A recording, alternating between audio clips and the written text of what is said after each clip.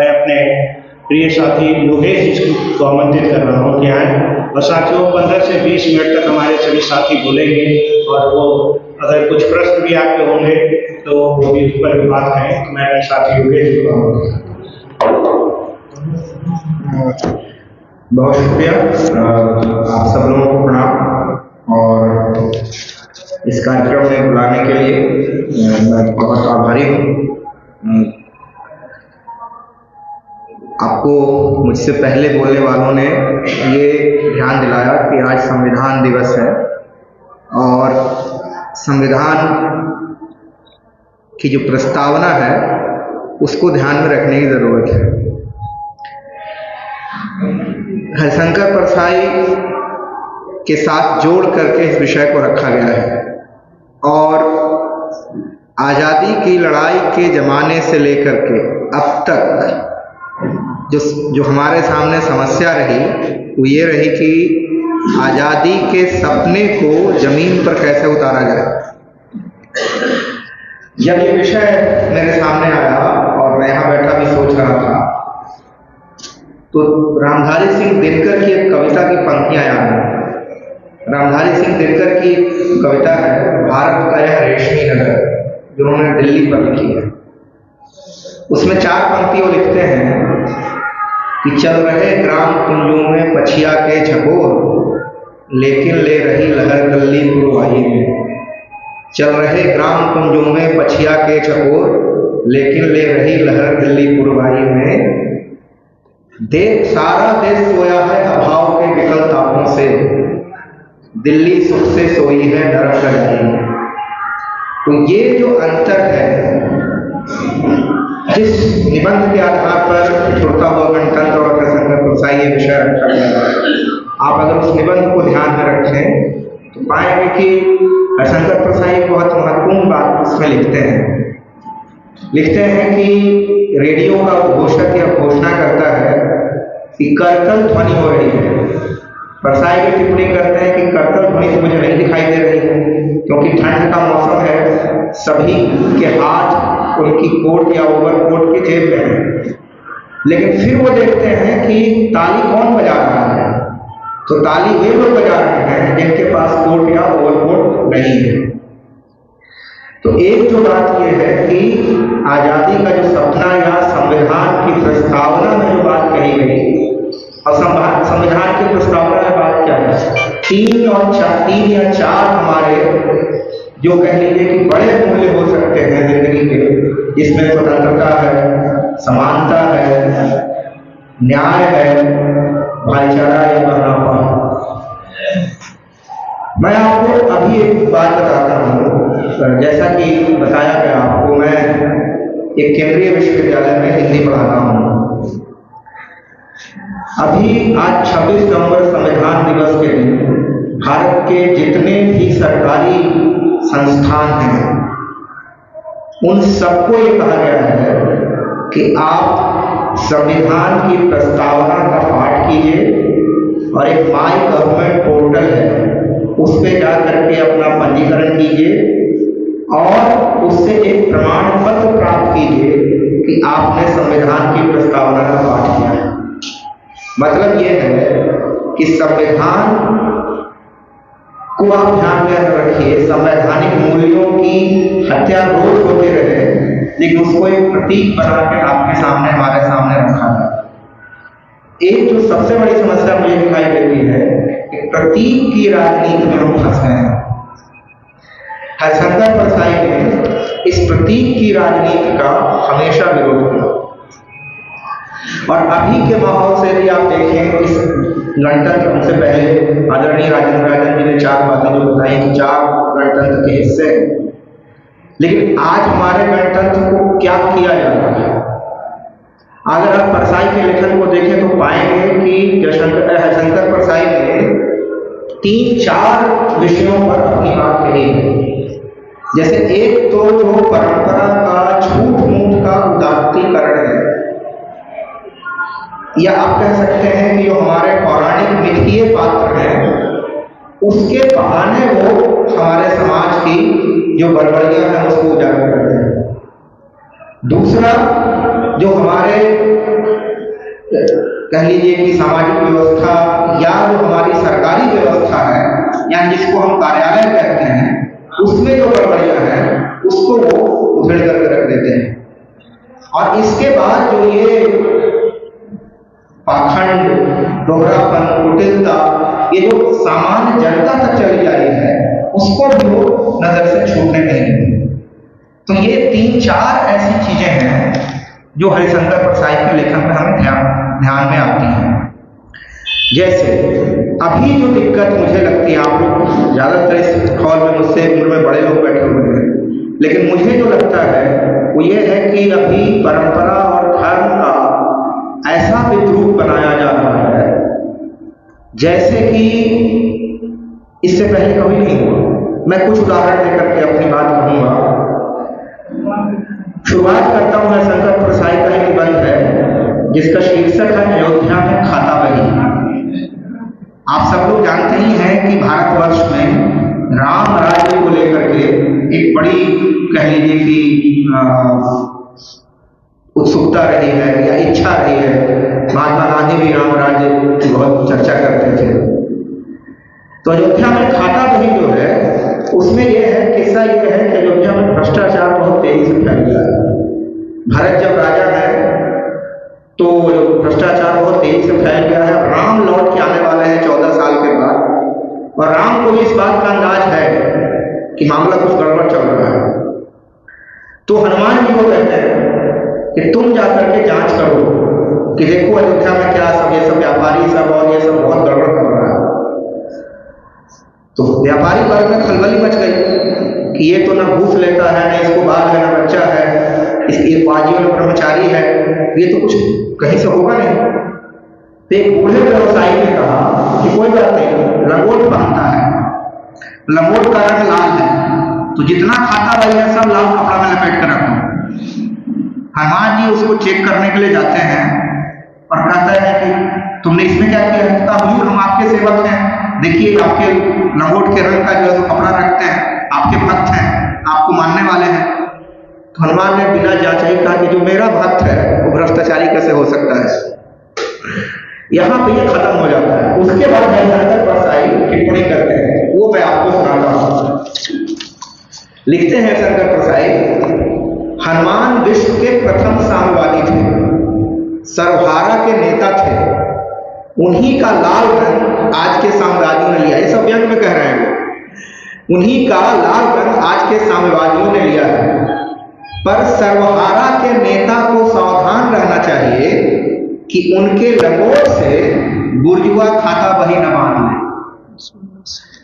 ये जो बात कह रहे हैं कि उनके लंगोट से बुर्जुआ खाता बही न बांध ले, तो जैसा मैंने कहा कि धर्म के नाम पर अभी अनेक तरह की चीजें दिखाई जा रही हैं और इस पे हम कोई सवाल नहीं करते।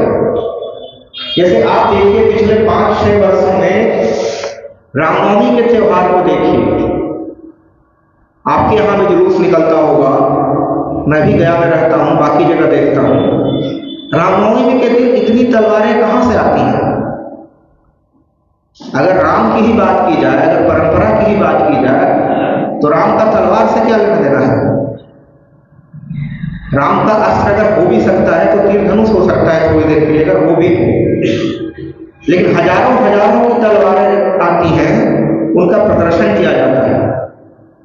आप सब लोग, जैसा मैंने कहा कि यहाँ पे बुजुर्ग लोग हैं, आप सब लोगों को याद होगा, आज भी आप शायद करते हो अपने घरों में, रामनवमी के दिन महावीरी झंडा लगाया जाता था, जिस झंडे का रंग लाल होता था।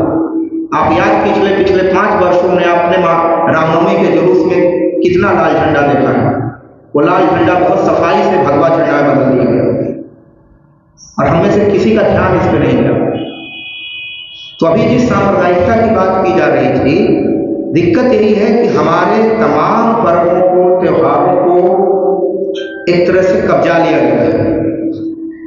आप सरस्वती पूजा में देखेंगे जय श्री राम का नारा लग रहा है, दीपावली दशहरा में देखेंगे जय श्री राम का नारा लग रहा है, और इस जय श्री राम के नारे का भक्ति भाव से कोई लेना देना नहीं।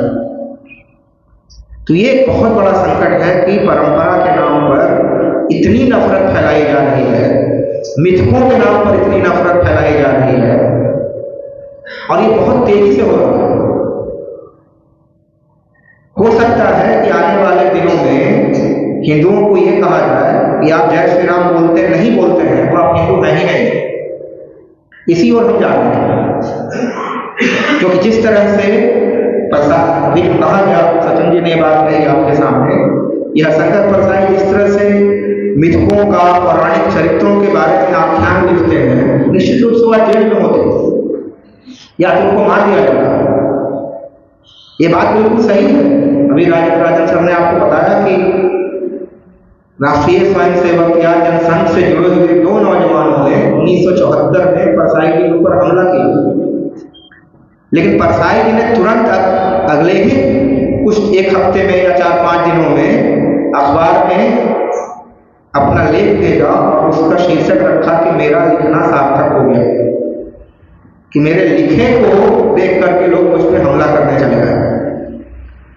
तो जैसा मैंने कहा आपसे कि एक जो बात है कि परंपरा के नाम पर हमको उल्टी सीधी चीजें बताई जाती हैं, इसलिए आप देखेंगे कि परंपरा के नाम पर जो उदात्तीकरण है, जितना झूठ है उसमें, परसाई जी बार बार उसी तरफ ले जाते हैं। आप सब लोगों को याद होगा, उनका बहुत प्रसिद्ध निबंध है वैष्णव की फिसलन। उस निबंध को आप याद कीजिए, उसमें क्रमशः बताते हैं कि कैसे वैष्णव धीरे धीरे, जो भ्रष्टाचारी वैष्णव है, जिसके पास गलत तरीके से पैसा आ गया है, उसने होटल खोला, अब वो वैष्णव है, तो अब शाकाहारी होटल चल नहीं रहा है उसका, तो उसको कहा गया कि इसमें मांस मछली का प्रबंध कीजिए। तो भगवान से मतलब पूछता है या पूछने का नाटक करता है, तो फिर मांसाहार करने लगता है, उसमें होटल में मांसाहार बिकने लगता है। फिर लोग शराब की मांग करते हैं तो शराब भी आ जाती है। फिर उसमें कैबरे डांस की मांग करते हैं, वह भी आ जाती है। और फिर उसके बाद एक तरह से कहिए कि वेश्यावृत्ति या और धर्म की मांग करते हैं, वह भी चली जाती है। तो ये जो धर्म के नाम पर जो पूरा पाखंड है, इसको हरिशंकर परसाई बार बार हमारे सामने लाते हैं। आप भोला राम का जीव याद कीजिए, वो जिस तरह से लिखते हैं कि चित्रगुप्त महाराज ने थूक लगा करके पन्ने को पलटा, ये अपने आप में ये बता देता है कि यह परंपरा के नाम पर जो हो रहा है, यह कितना भौंढा और कितना घटिया है। तो एक जो हमारे सामने समस्या है गणतंत्र को लेकर के कि हमारी परंपराओं के नाम पर, हमारी संस्कृति के नाम पर हमारे भीतर दिन रात जहर भरा जाता है। अभी जिस मीडिया की स्थिति है, सोशल मीडिया का जमाना है, हजारों नौजवानों को बाजाबता नौकरी पर रख करके विद्वेष फैलाने वाले संदेशों, वीडियो इत्यादि के निर्माण में लगाया जा रहा है। अजीब अजीब तरह के वीडियो और मैसेज फैलाए जाते हैं जो खास करके सांप्रदायिक होते हैं और उसमें भी ज्यादातर मुसलमान विरोधी होते हैं। जैसे मैं आपको एक उदाहरण से आपको बात बताता हूं। वो लोग नफरत को इतनी दूर तक ले गए हैं कि भाषा अब तक नहीं छोड़ रहे हैं। एक मैंने प्रचार देखा जिसमें लिखा हुआ था कि हिंदी में गुनाहों का देवता मुहावरा क्यों होता है, गुनाहों का अल्लाह क्यों नहीं होता, हवस का पुजारी मुहावरा क्यों है, हवस का मौलाना क्यों नहीं है। यानी जानबूझ करके हिंदुओं को सताने के लिए, उनका मनोबल तोड़ने के लिए, अपमान करने के लिए यह मुहावरा बनाया गया है। इस तरह का दुष्प्रचार सोशल मीडिया के माध्यम से करोड़ों अरबों की संख्या में रोज सुबह हो रहा है, अनेक अनेक तरीके से हो रहा है। ताजमहल को लेकर के, मतलब तमाम ऐसे प्रतीक को लेकर, भाषा ऐसे थोड़े बनती है। ये कितनी खूबसूरती की बात है कि गुनाहों का देवता जैसा मुहावरा हमारे पास है। और ऐसे तमाम शब्द हैं। शादी विवाह हम लोग बोलते हैं, शादी फारसी का शब्द है, विवाह संस्कृत से आता है। छायादार शब्द हम लोग बोलते हैं, छाया संस्कृत का शब्द है, दार फारसी का प्रत्यय है। यही हमारी मिलीजुली संस्कृति की पहचान है। लेकिन इन तमाम चीजों को काट करके आज प्रस्तुत किया जा रहा है। इस बात को लेकर के हरिशंकर परसाई बहुत सावधान है। दूसरी बात मैंने आपसे कही कि जो कार्यालय का जो मसला है, यानी कि गणतंत्र को बचाए रखने की जिम्मेदारी जिनके ऊपर है, जिन संस्थाओं के ऊपर गणतंत्र को बचा के रखने की जिम्मेदारी है, आप याद कीजिए, आप गांव देहात में लोग लड़ते थे कहना चाहिए, लड़ते थे तो बहुत आसानी से कहते थे कि चलो तुमको कोर्ट में देख लेंगे। यानी कोर्ट के प्रति, न्यायालय के प्रति एक आस्था का भाव था। पिछले 5-7 वर्षों में भारत की अदालतों ने जो फैसले दिए हैं, निचली अदालत से लेकर ऊंची अदालत तक, उससे आपको अंदाज रहेगा कि न्यायालय कितना संविधान और गणतंत्र की रक्षा करने में सफल है। आप अयोध्या का ही फैसला पढ़ लीजिए, सुप्रीम कोर्ट का फैसला है। अगर आप उससे असहमत होते हैं तो अवमानना का केस हो सकता है आपके ऊपर, लेकिन वो फैसला कैसा है, एक सामान्य व्यक्ति भी समझ सकता है कि इस फैसले में कितनी चालाकी भरी हुई। आप ये झगड़ा मान लीजिए कि इस मेज का या इस माइक का हो व्यक्तियों के बीच में, माना जाए कि हाँ अपराध किया आपने, अपराध कृत किया, लेकिन कह दिया जाए कि नहीं आपको ये मेज नहीं मिलेगी, आपको वो स्टैंड दे दिया जाएगा। तो न्याय कोई सांत्वना पुरस्कार तो नहीं है। आप सीबीआई को देख लीजिए, आप ईडी को देख लीजिए, तमाम ऐसे लोगों को, तमाम आप लेखकों बौद्धिकों को देख लीजिए। पिछले 5-7 वर्षों में कितने लेखक, कितने बौद्धिक जेल में रहे। वरवर राव को याद कीजिए, सुधा भारद्वाज के बारे में आप जानते हैं, तमाम ऐसे लोग। तो जो भी विरोध कर रहा है या जो सवाल पूछ रहा है, इस सत्ता ने दमन का बहुत गहरा रूप अख्तियार किया। ऐसे ऐसे कानून लगा दिया जाए, यूएपीए का कानून किसी भी सामान्य व्यक्ति के ऊपर लगा दिया जाए, जिंदगी उसकी गुजर जाएगी न्याय पाने, करेगा क्या?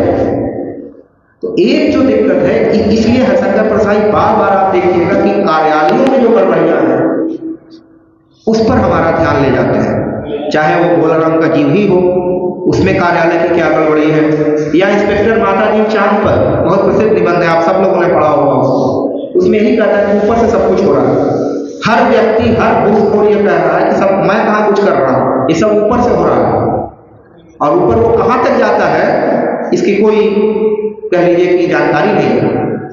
तो दूसरा जो हरिशंकर प्रसाई की रचनाओं का या उनके चिंतन का केंद्र बिंदु या कहिए जो उनकी चिंता है कि जिन संस्थाओं के ऊपर गणतंत्र की रक्षा का भार है, जो गणतंत्र के प्रहरी हैं, वो किस तरह से काम नहीं कर रहे हैं। और ये अभी आप देखेंगे पिछले 5-7 वर्षों में, 10 वर्षों में बहुत तेजी से क्षरण हुआ है। तीसरी बात यह है कि जो सामान्य जनता के बीच जो सारी चीजें फैलती हैं, जैसे उदाहरण के लिए अंतरजातीय विवाह, अंतरधार्मिक विवाह, खास करके अंतरधार्मिक विवाह को लेकर के लव जिहाद का कानून बना दिया गया है, कई सरकारों ने बना रखा है। उस जमाने में हरिशंकर प्रसाई ने एक कहानी लिखी जिसका शीर्षक था मौलवी का लड़का पादरी की लड़की। और कहानी यह है कि मौलवी का जो लड़का है वह पादरी की लड़की के पास बाइबल पढ़ने जाता है और वो लड़की उसके पास कुरान पढ़ने जाती है।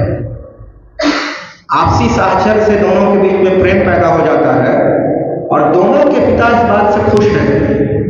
पादरी ये सोचता है कि अच्छा ठीक है, एक विधर्मी मेरी लड़की से विवाह कर लेगा तो मैं उसको ईसाई बना लूंगा, और इधर मौलवी सोचता रहता है कि मेरा लड़का उस लड़की से प्रेम करता है, उसको मैं विवाह करके लाएगा तो मैं उसको मुसलमान बना लूंगा।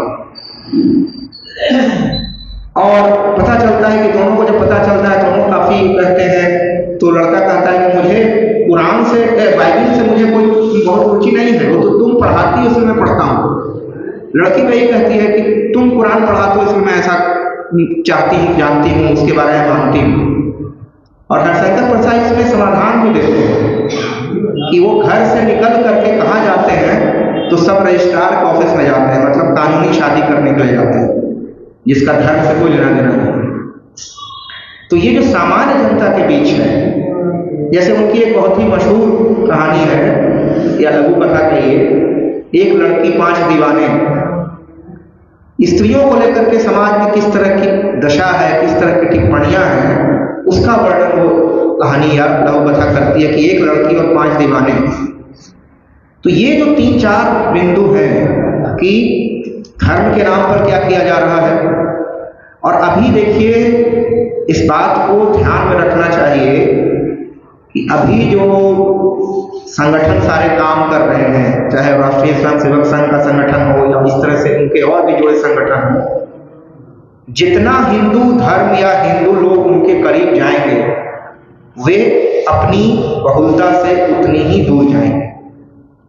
और ये सबसे बड़ा संकट है। इसलिए और परछाई जी, जैसा मैंने कहा आपसे कि बार बार वो इस चीज की ओर हमारा ध्यान दिलाते हैं। कार्यालय का जैसे मैंने कहा आपको, अब कार्यालय में आप देखिए जो घूसखोरी का जो एक तरह से रूप है वो उसी जमाने में शुरू हो गया। जो आदर्श, जिस आदर्श को लेकर के आजादी की लड़ाई लड़ी गई, वो आदर्शवादी लोग कैसे हो गए, किस तरह से उनके ऊपर आप सत्ता कर सकते हैं या बाकी और चीजों को कह लीजिए, किस तरह से उनके ऊपर वो रंग चढ़ गया।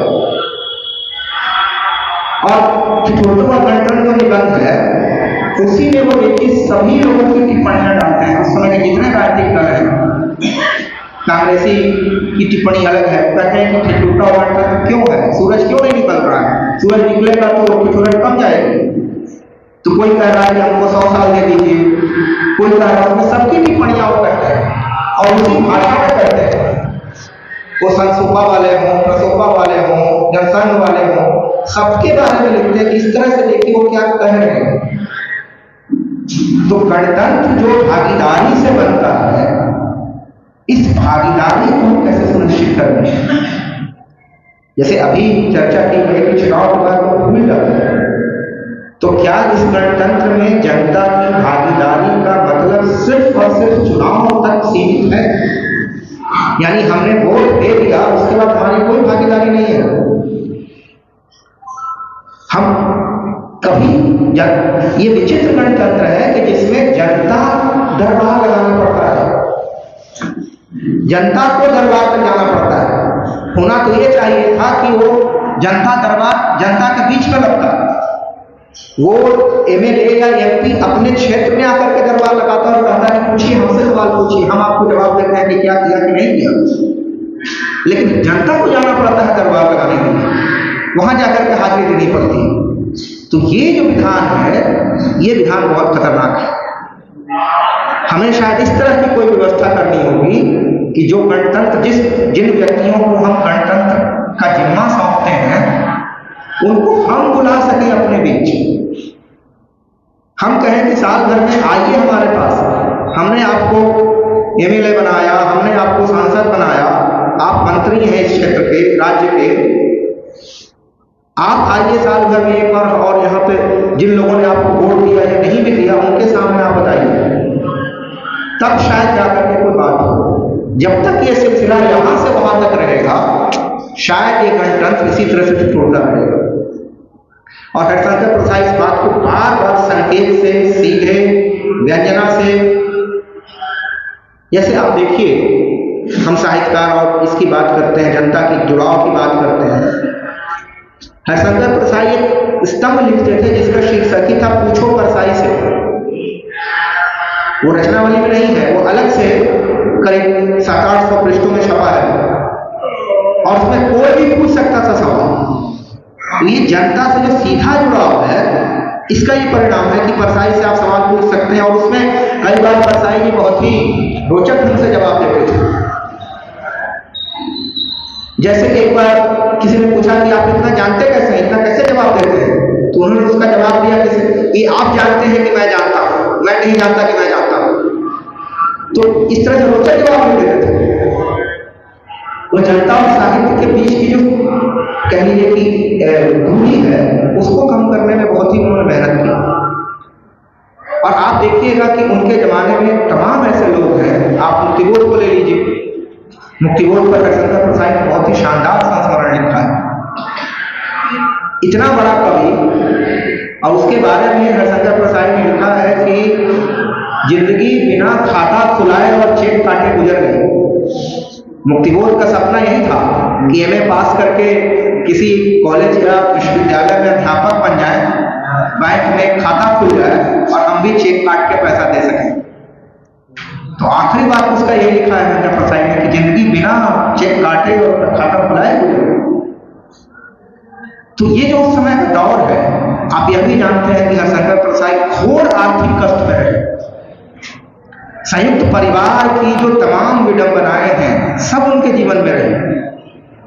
संयुक्त परिवार के कारण ही उन्होंने विवाह भी नहीं किया अपना। उनकी बहनों के परिवार के बाल बच्चे रहे, बाकी और भी तमाम लोग रहे, आजीवन शादी नहीं की। वसुधा जैसी प्रगतिशील पत्रिका का संपादन शुरू किया, उनके सहयोगी लोगों ने मिलकर उसको निकाला और भोपाल को एक तरह से साहित्यिक हलचल का केंद्र बनाया। तो ये सब उनकी साहित्यिक उपलब्धियां हैं। लेकिन जैसा मैंने आपसे निवेदन किया कि ये जो 3-4 बातें जो मुझे लगती हैं वो हमारे ज़्यादा काम की हैं।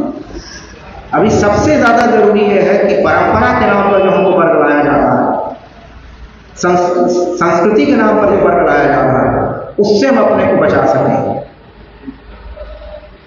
आखिरकार सारा झगड़ा तो राम मंदिर को लेकर के ही किया गया ना, और हमें लगा कि भगवान राम का मंदिर बन रहा है, इसमें दिक्कत क्या है। हम शायद जनता को ये बात बता पाए कि हिंदूपन या हिंदू धर्म को मानना और हिंदुत्व की राजनीति का शिकार हो जाना दोनों दो बातें हैं। शायद हमारी जिम्मेदारी यही है, और हरिशंकर प्रसाद इस बात को बहुत अच्छे तरीके से बता रहे हैं। तो ये कुछ बातें हैं जो मुझे लगती है कि हरिशंकर प्रसाद पर विचार करते समय हमको देखना चाहिए। तब और एक बात और है, उस जमाने में उन्होंने जब कैसे समाज में देखिए चीजें बदलती, उन्होंने तुलसीदास के रामचरितमानस के 400 साल होने पर एक निबंध लिखा है, और उसमें उन्होंने ये बताया है कि कैसे रामचरितमानस तमाम अपनी साहित्यिक उदारता के बावजूद समाज को पीछे ले जाने वाला ग्रंथ है। कैसे वो सामाजिक रूप से तमाम चीजों को पीछे ले जाता है और वो कबीर के पक्ष में खड़े होते हैं। इसीलिए वो देखिए एक निबंध पे एक उनका कॉलम भी आता था, सुन भाई साधो, जो कबीरदास से प्रभावित थे। तो हरिशंकर प्रसाद के सामने ये पूरी तरह से बात स्पष्ट है कि लाग लपेट की बात नहीं हो सकती। यह भी सही है और वह भी सही है, ये नहीं चल सकता। हमें एक चीज चुननी होगी और वो प्रतिबद्धता हमको आजीवन रखनी होगी।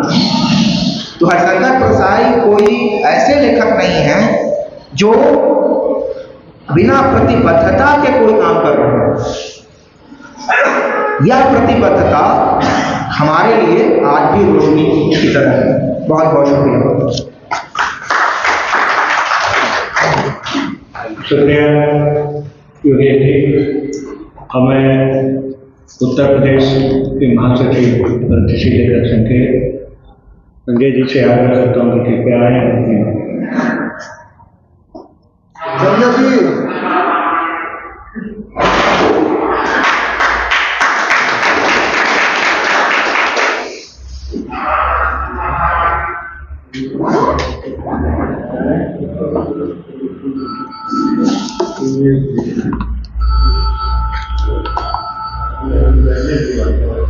आवाज को माइक तो ऐसे ही ठीक है, वो माइक पकड़ने से भी सुनाई आवाज़ बहुत स्पष्ट नहीं है, बहुत ही गूंज रही है आवाज़। मुझे लगता है कि सभागार में शायद आवाज़ पहुंच रही है। मंच पर आसीन प्रगतिशील लेखक संघ के राष्ट्रीय महासचिव, हम सबके परम आदरणीय राजेंद्र राजन जी, बिहार प्रदेश के महासचिव प्रोफेसर रविन्द्रनाथ राय जी, रांची से प्रोफेसर अरुण कुमार जी, साथी सुनील जी,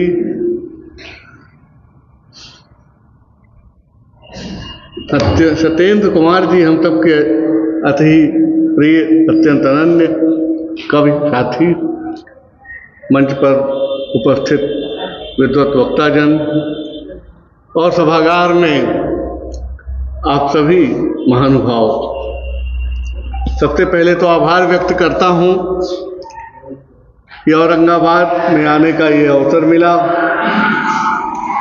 बिहार अक्सर हमें आकर्षित करता रहा है लेखन, पाठन और अपनी संस्कृति के कारण। विशेष रूप से जो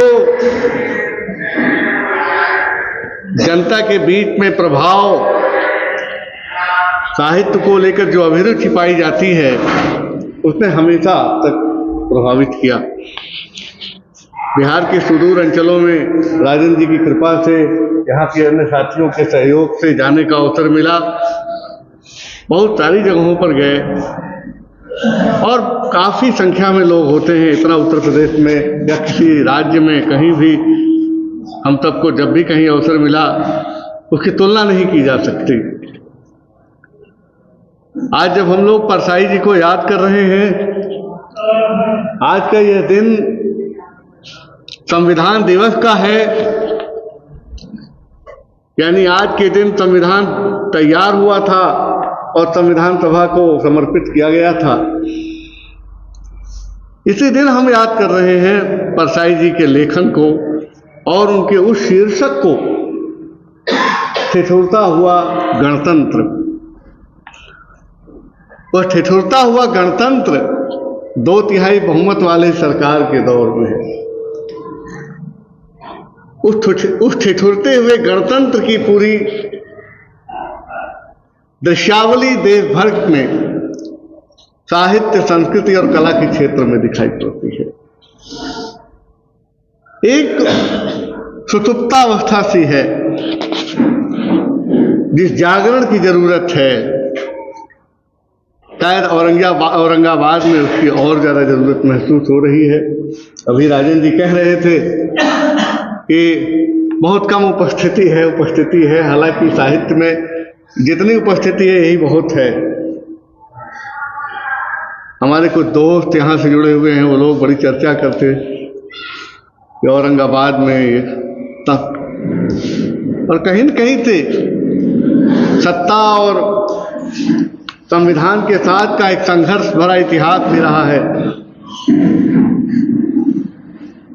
और एक बृहत्तर क्षेत्र रहा है।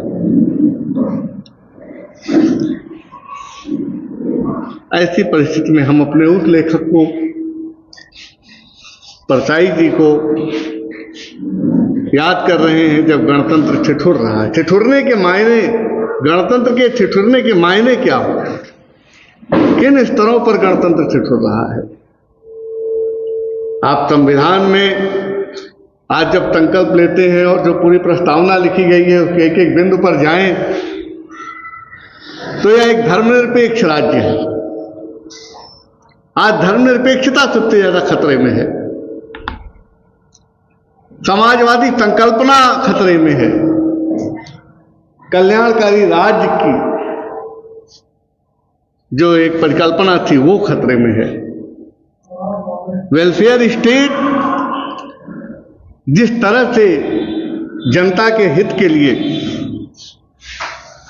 पूरी दुनिया में रहा है, भारत में ही नहीं रहा है, उस समाजवादी ढांचे के साथ जो व्यवस्था कायम होगी, वहां जनता के कल्याण की योजनाएं तय होंगी। यह सरकार का बुनियादी कर्तव्य होगा, उसका मूल कर्तव्य होगा कि जनता को उनके लिए स्वास्थ्य से, शिक्षा से, सुविधा से, मतलब रोटी, कपड़ा और मकान जब हम मोटे तौर पर कहते हैं, तो उसमें कुछ चीजें तो हो रही हैं और वो सौदेबाजी का जरिया भी बन गया है। हम जिस एजुकेशन में, हेल्थ में वेलफेयर की बात करते हैं, किसान के वेलफेयर, किसान के कल्याण की बात करते हैं, मजदूरों के कल्याण की बात करते हैं, वो सारी चीजें खतरे में है। किसानों को क्या सहूलियत सरकार की ओर से मिलनी चाहिए? बड़ा किसान आंदोलन हुआ। दुख है कि उत्तर भारत के किसान उसमें शामिल नहीं थे। पश्चिमी उत्तर प्रदेश से लेकर के पंजाब, हरियाणा, राजस्थान के किसान शामिल थे। जिन अधिकारियों के लिए क्या कारण है कि उत्तर भारत में, बिहार में, जो भी इधर के राज्य हैं, सारे इलाकों के किसान उससे बिल्कुल उदासीन थे, और उन किसानों के संघर्ष का परिणाम रहा कि कृषि विधेयक वापस लेना पड़ा।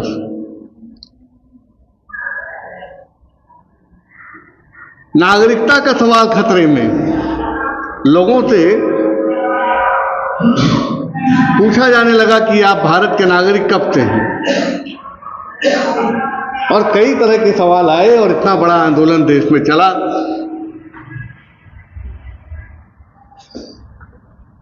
इस तरह की बातें सरकार की तरफ से समस्या के रूप में जब खड़ी हो रही हों, जब हम सभी वोट का अधिकार रखते हुए अपने बुनियादी दायित्व का निर्वहन करते हों, जब देश में जल, जंगल और जमीन का मामला बहुत गंभीर हो चला हो, उसे तरह तरह से राष्ट्र विरोधी गतिविधियों के नाम से व्याख्यायित किया जाता है। सरकारी मशीनरी उसका इस तरह से जिक्र करती है जैसे वो देश के जघन्य अपराधी हैं। आखिर क्यों है?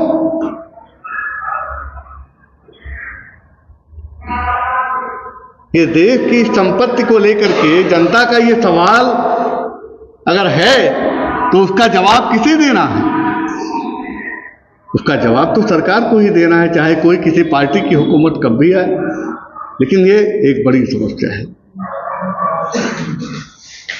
आज प्रेस की समस्या है, अभिव्यक्त की। मुझे लग रहा है 20-25 दिन हो रहे हैं, 15 पत्रकारों को एक साथ रात में ट्रेस करके उठा लिया पुलिस ने। बड़े बड़े नामचीन पत्रकार, और उसमें से कुछ अभी भी हिरासत में है। आप पत्रकार को यह अधिकार नहीं देना चाहते कि वे राज्य व्यवस्था का मूल्यांकन करें, सर्वेक्षण करें, जनता तक इस बात को ले जाएं। ये कैसी विडंबना है? इन विडंबनाओं को, इन प्रताड़नाओं को हम एक त्रासदी के रूप में देखते हैं।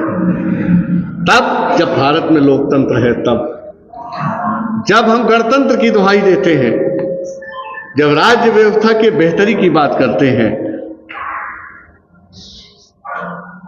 आखिर परसाई जी ने इस बात को आज से तकरीबन 40 साल पहले क्यों उठाया? समय समय पर समस्याएं रही हैं। देश में आपातकाल लगा था। दो ही ऐसे बड़े लेखक थे हिंदुस्तान के अंदर, बाबा नागार्जुन और परसाई, जिन्होंने मुखर होकर के अपनी बात को जनता तक पहुंचाया।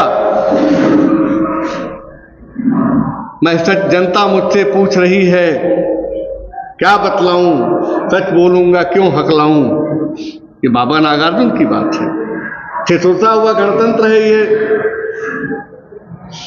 विकलांग श्रद्धा का दौर, जिसके लिए परसाई जी को साहित्य अकादमी सम्मान दिया गया था। बहुत सारे उनके निबंध आप पढ़ें।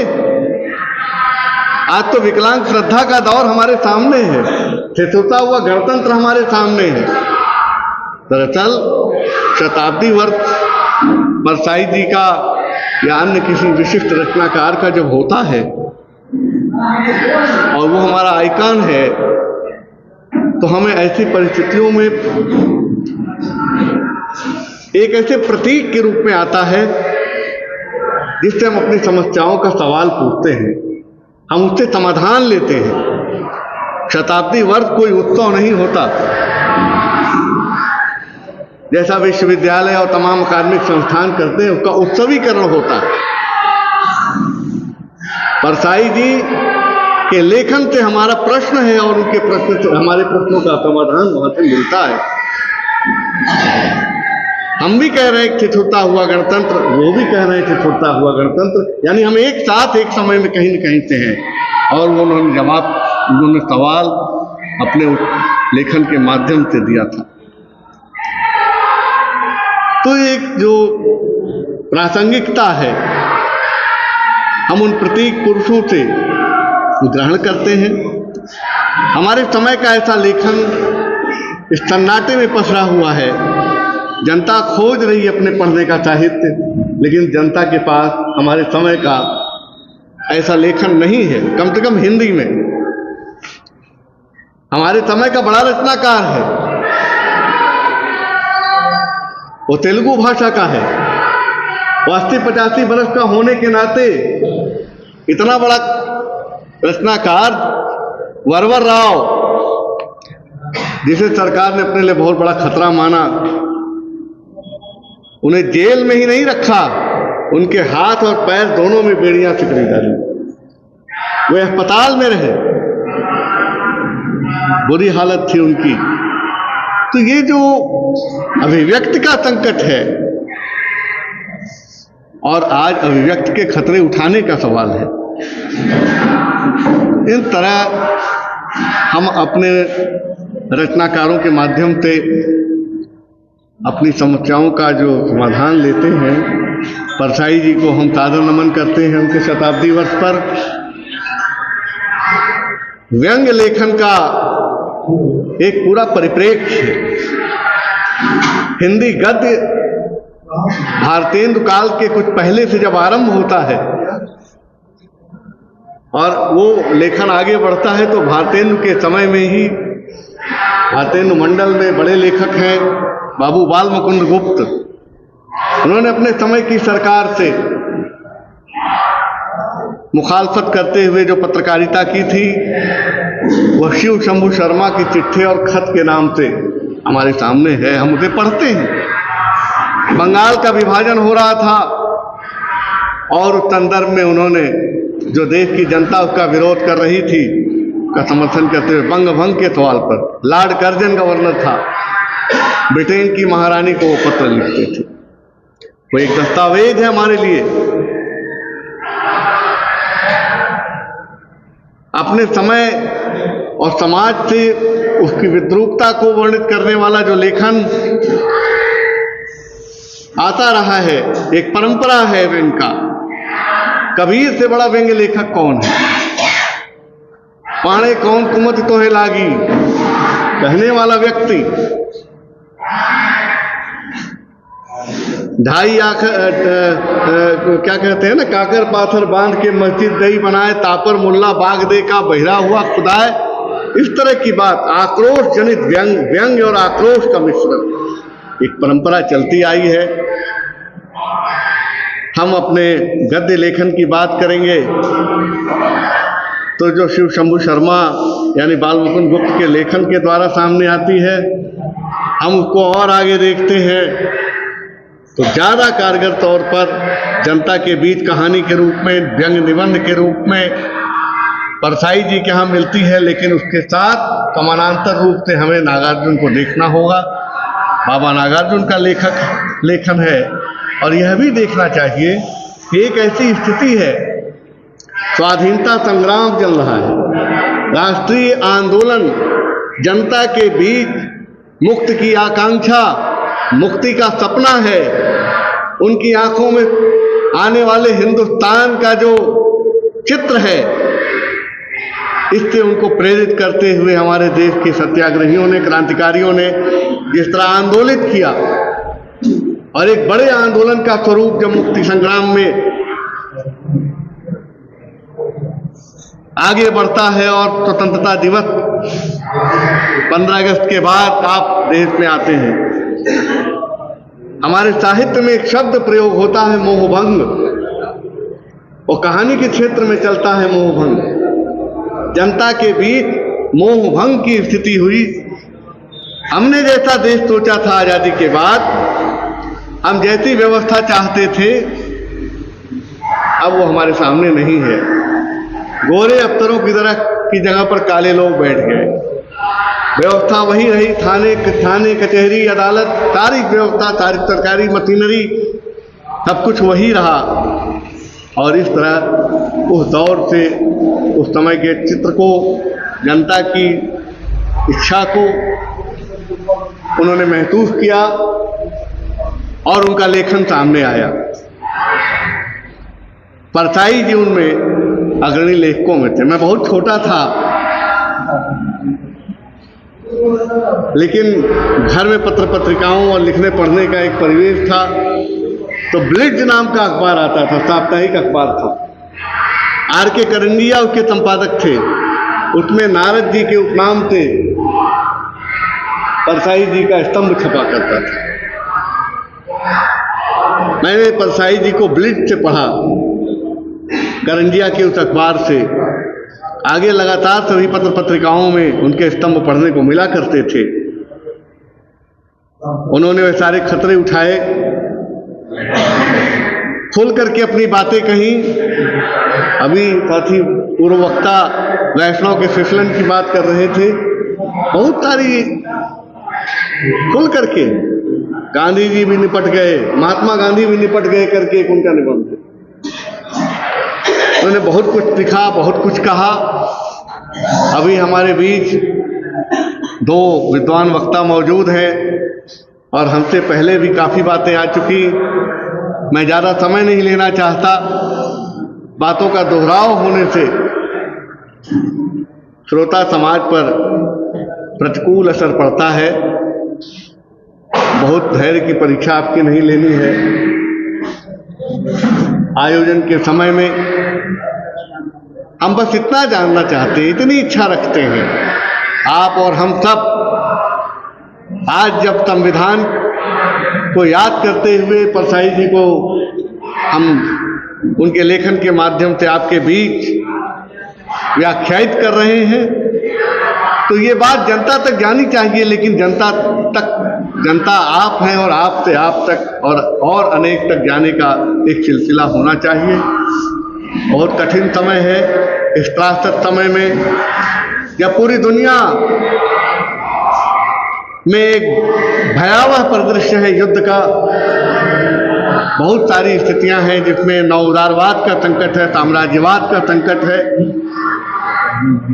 इन सारी विद्रूपताओं के बीच में हम परसाई जी के लेखन पर, उनके अंदर, उनके गद्य के कवित्व पर और किस तरह से उनका जो बोलता हुआ गद्य है, जिस तरह उनकी व्यंग्य दृष्टि और उनकी व्यंग्य सृष्टि है, और वह व्यंग्य दृष्टि किस प्रकार तार्किक तरीके से पाठकों तक पहुंचती है, हर किसी को आप्लावित करती है।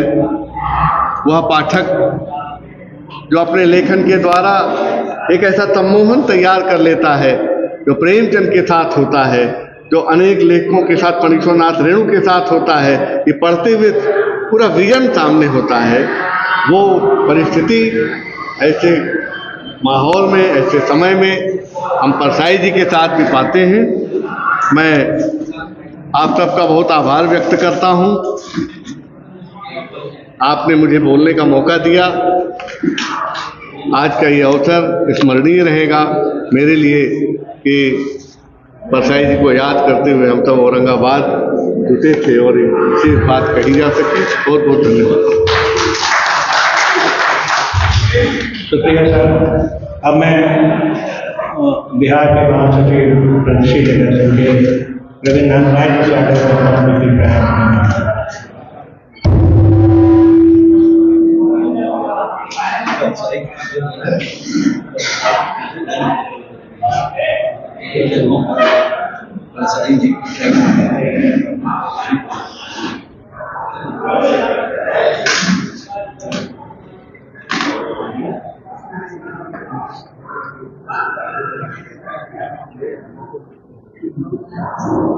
आदरणीय सभापति, इस मंच पर उपस्थित पूर्व राष्ट्रीय महासचिव राजेंद्र राजन, AI फुक्टो के महासचिव प्रोफेसर अरुण कुमार, उत्तर प्रदेश प्रगतिशील लेखक संघ के महासचिव संजय श्रीवास्तव, कवि प्रत्युष चंद्र मिश्रा, सेंट्रल विश्वविद्यालय के प्राध्यापक योगेश शेखर और इस कार्यक्रम के आयोजकों में श्री सत्येंद्र कुमार। मित्रों, परसाई पर बहुत सारी बातें आ गई और कई लोगों ने अधिकांश बातें कह दी। आज का जो विषय है वो है ठिठुरता हुआ गणतंत्र और हरिशंकर परसाई। ठिठुरता हुआ गणतंत्र का मतलब क्या है? क्या कमजोर हो गया है हमारा गणतंत्र? गणतंत्र हमारा जनतंत्र बीमारियों से युक्त हो गया है, विकृतियों से भर गया है। यही बातें हैं। और हरिशंकर परसाई ने लिखा है गणतंत्र के संबंध में कि गणतंत्र में जनता कच्चे माल की तरह होती है, पक्का माल होता है विधायक और मंत्री, और पक्के माल के लिए कच्चा माल को मिटना पड़ता है। अगर इलेक्शन नहीं होता तो जनता की कोई जरूरत नहीं है। क्या जरूरत है आपकी? अगर आप वोटर नहीं हैं तो आपको क्यों हम सहलाऊं? ये परसाई जी ने कहा कि जनता कच्चे माल की तरह होती है और जब ये कच्चा माल मिटता है तो पक्का माल बनता है विधायक, मंत्रिमंडल और मंत्री। इसके बाद जनता की कोई जरूरत नहीं होती। फिर 5 साल के बाद आपकी जरूरत बढ़ेगी। ये स्थिति है भारतीय लोकतंत्र की। भारतीय लोकतंत्र इस तरह कमजोर हो गया है मित्रों कि हरिशंकर परसाई ने लिखा कि यह जो लोकतंत्र है जनता के उद्देश्यों के लिए नहीं है, जनता के कल्याणकारी भावनाओं के लिए नहीं है। यह जो लोकतंत्र है यह कैसे मंत्रियों और नेताओं का कल्याण होगा इसके लिए, कैसे मंत्री और नेता आगे बढ़ेंगे इसके लिए।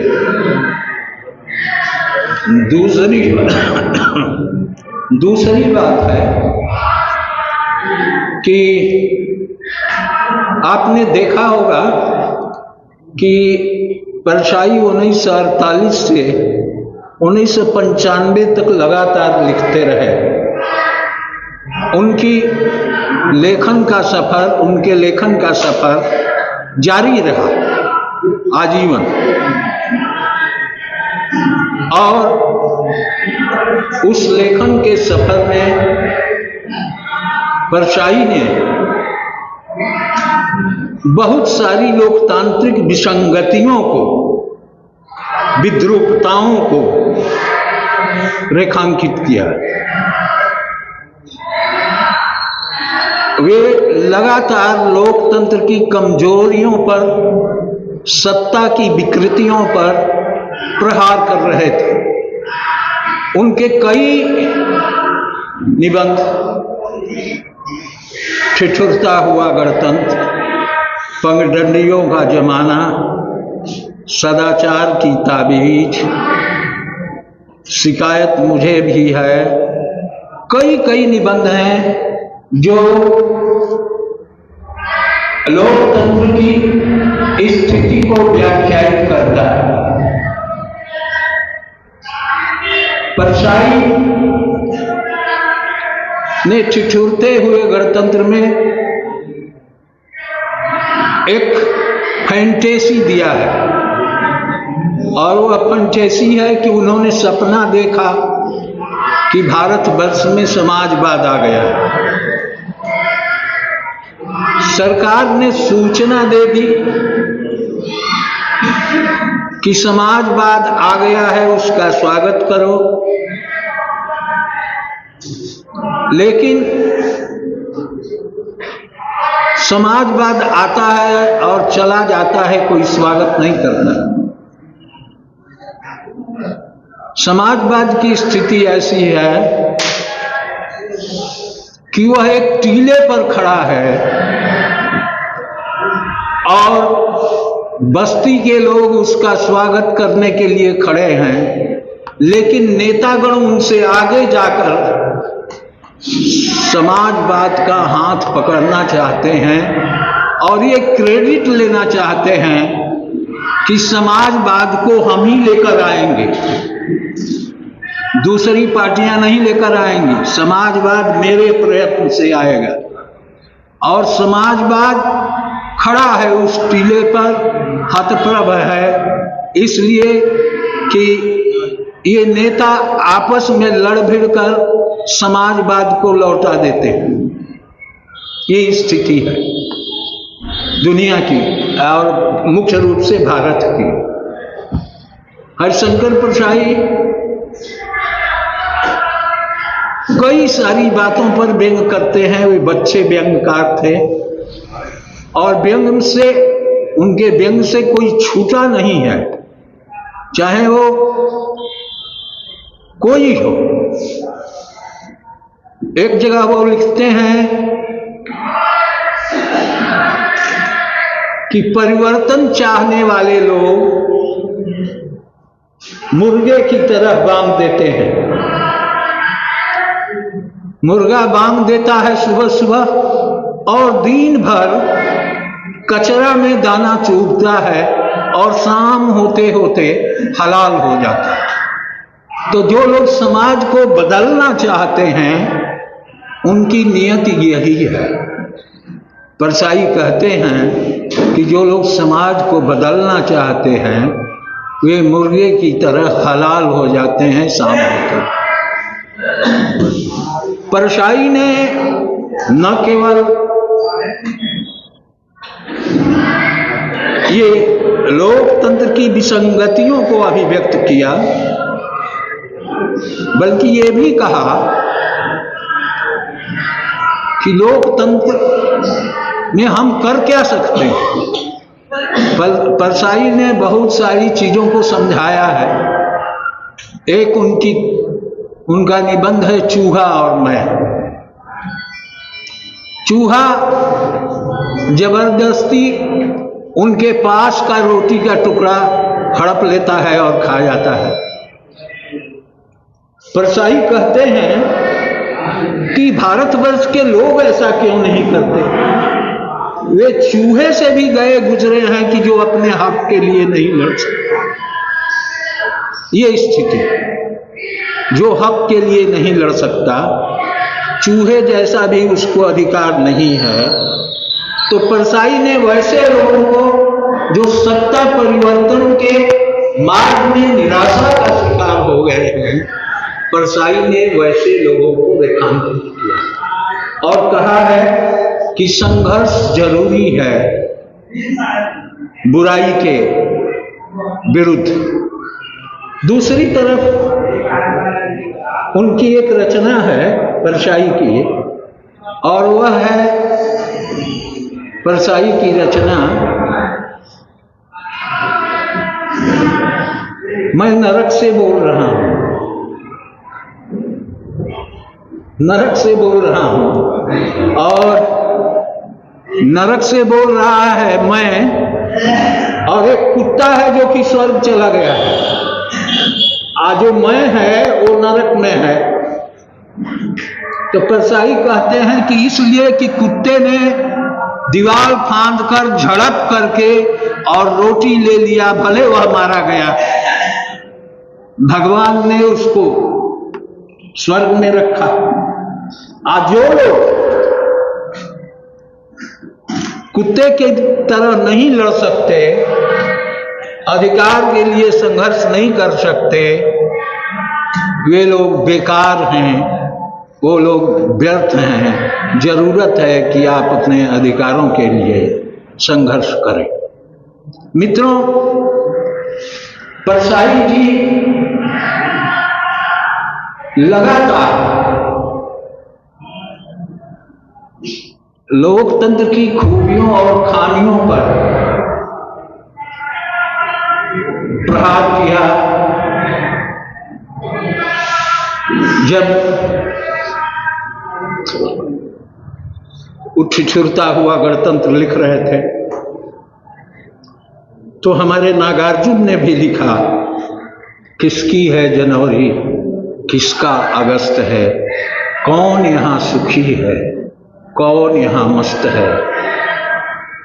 सेठ की जनवरी सेठ का अगस्त है, सेठ यहाँ सुखी है, सेठ यहाँ मस्त है, बाकी सब दुखी हैं, बाकी सब पस्त हैं। तो ये गणतंत्र दिवस के अवसर पर संयोग से काफी छिछुरन भी रहती है 26 जनवरी को, और परसाई ने इसको प्रतीक बनाया गणतंत्र और अगस्त दोनों को, और कहा कि गणतंत्र में हम ठिठुरते हैं, अगस्त में हम भींगते। आज जो लोग उड़ी झंडियां कार मस्त है, देखो आज 15 अगस्त है। जो लोग नेतृत्व में हैं वे लोग 10 लाख के कोट पहनेंगे,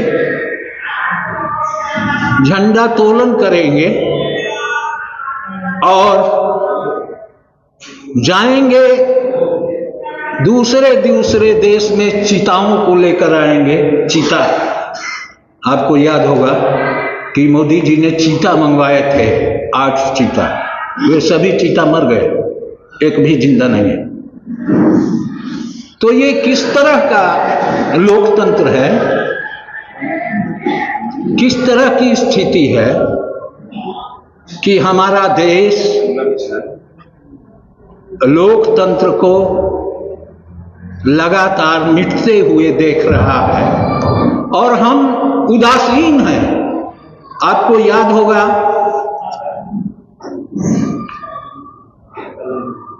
अलवर में राजस्थान के रकबर खां और पहलू खां की हत्या हुई।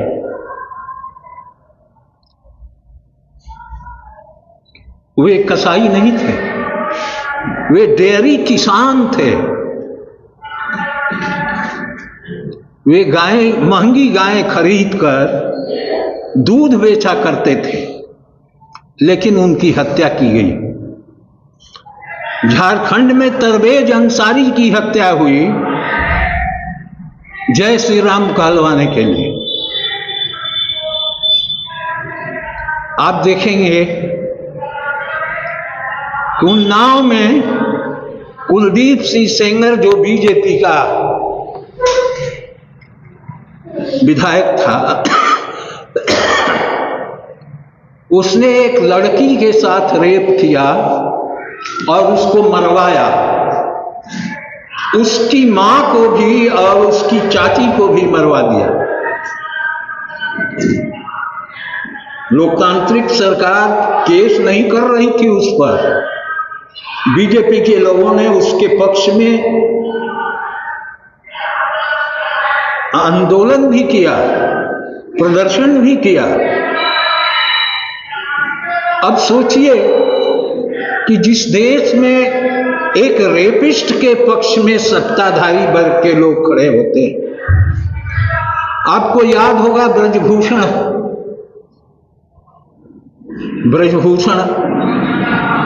ने जिस तरह लड़कियों के साथ किया, और लड़कियां जिस तरह लगातार लड़ रही थी, आज तक ब्रजभूषण का कुछ भी नहीं हुआ। संजय सिंह को बिना किसी के प्रमाण के जेल भेज दिया जाता है, लेकिन ब्रजभूषण को नहीं। दूसरी तरफ आप देखेंगे कि अंकिता जो थी उत्तराखंड की, जिस लड़की के साथ भाजपा का एक विधायक का एक लड़का रेप किया और उसे मार दिया, क्या हुआ? लोकतंत्र हमारा कैसा है? लोकतंत्र का चेहरा कैसा है? क्या हम इसी तरह के लोकतंत्र के सपने पाल रहे थे? क्या हम इस तरह के लोकतंत्र देखना चाहते थे कि लखीमपुर खीरी में किसानों को गृह मंत्री का बेटा कुचल कर मार दे? हम ऐसा लोकतंत्र चाहते थे? और वह गृह मंत्री आज भी गृह मंत्री है, उस पर कोई कार्रवाई नहीं हुई। तो ये भारतवर्ष के लोकतंत्र की स्थिति है, और इस लोकतंत्र पर, इस कमजोर ठिठुरते हुए लोकतंत्र पर परछाई ने लगातार हमले किए हैं, और परछाई को हम आज के दिन याद करते हुए उन्हें मानते हैं कि वे एक बड़े लेखक थे, और बड़े लेखक में जो निडरता होती है, निर्भयता होती है, सब कुछ परछाई में था। इन्हीं बातों के साथ मैं अपनी मैं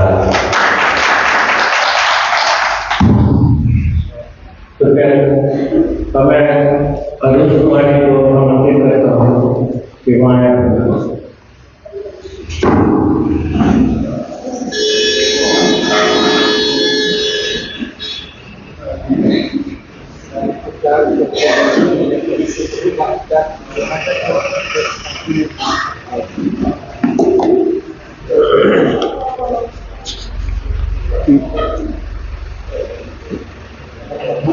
मंच पर उपस्थित आदरणीय राजेंद्र राजन जी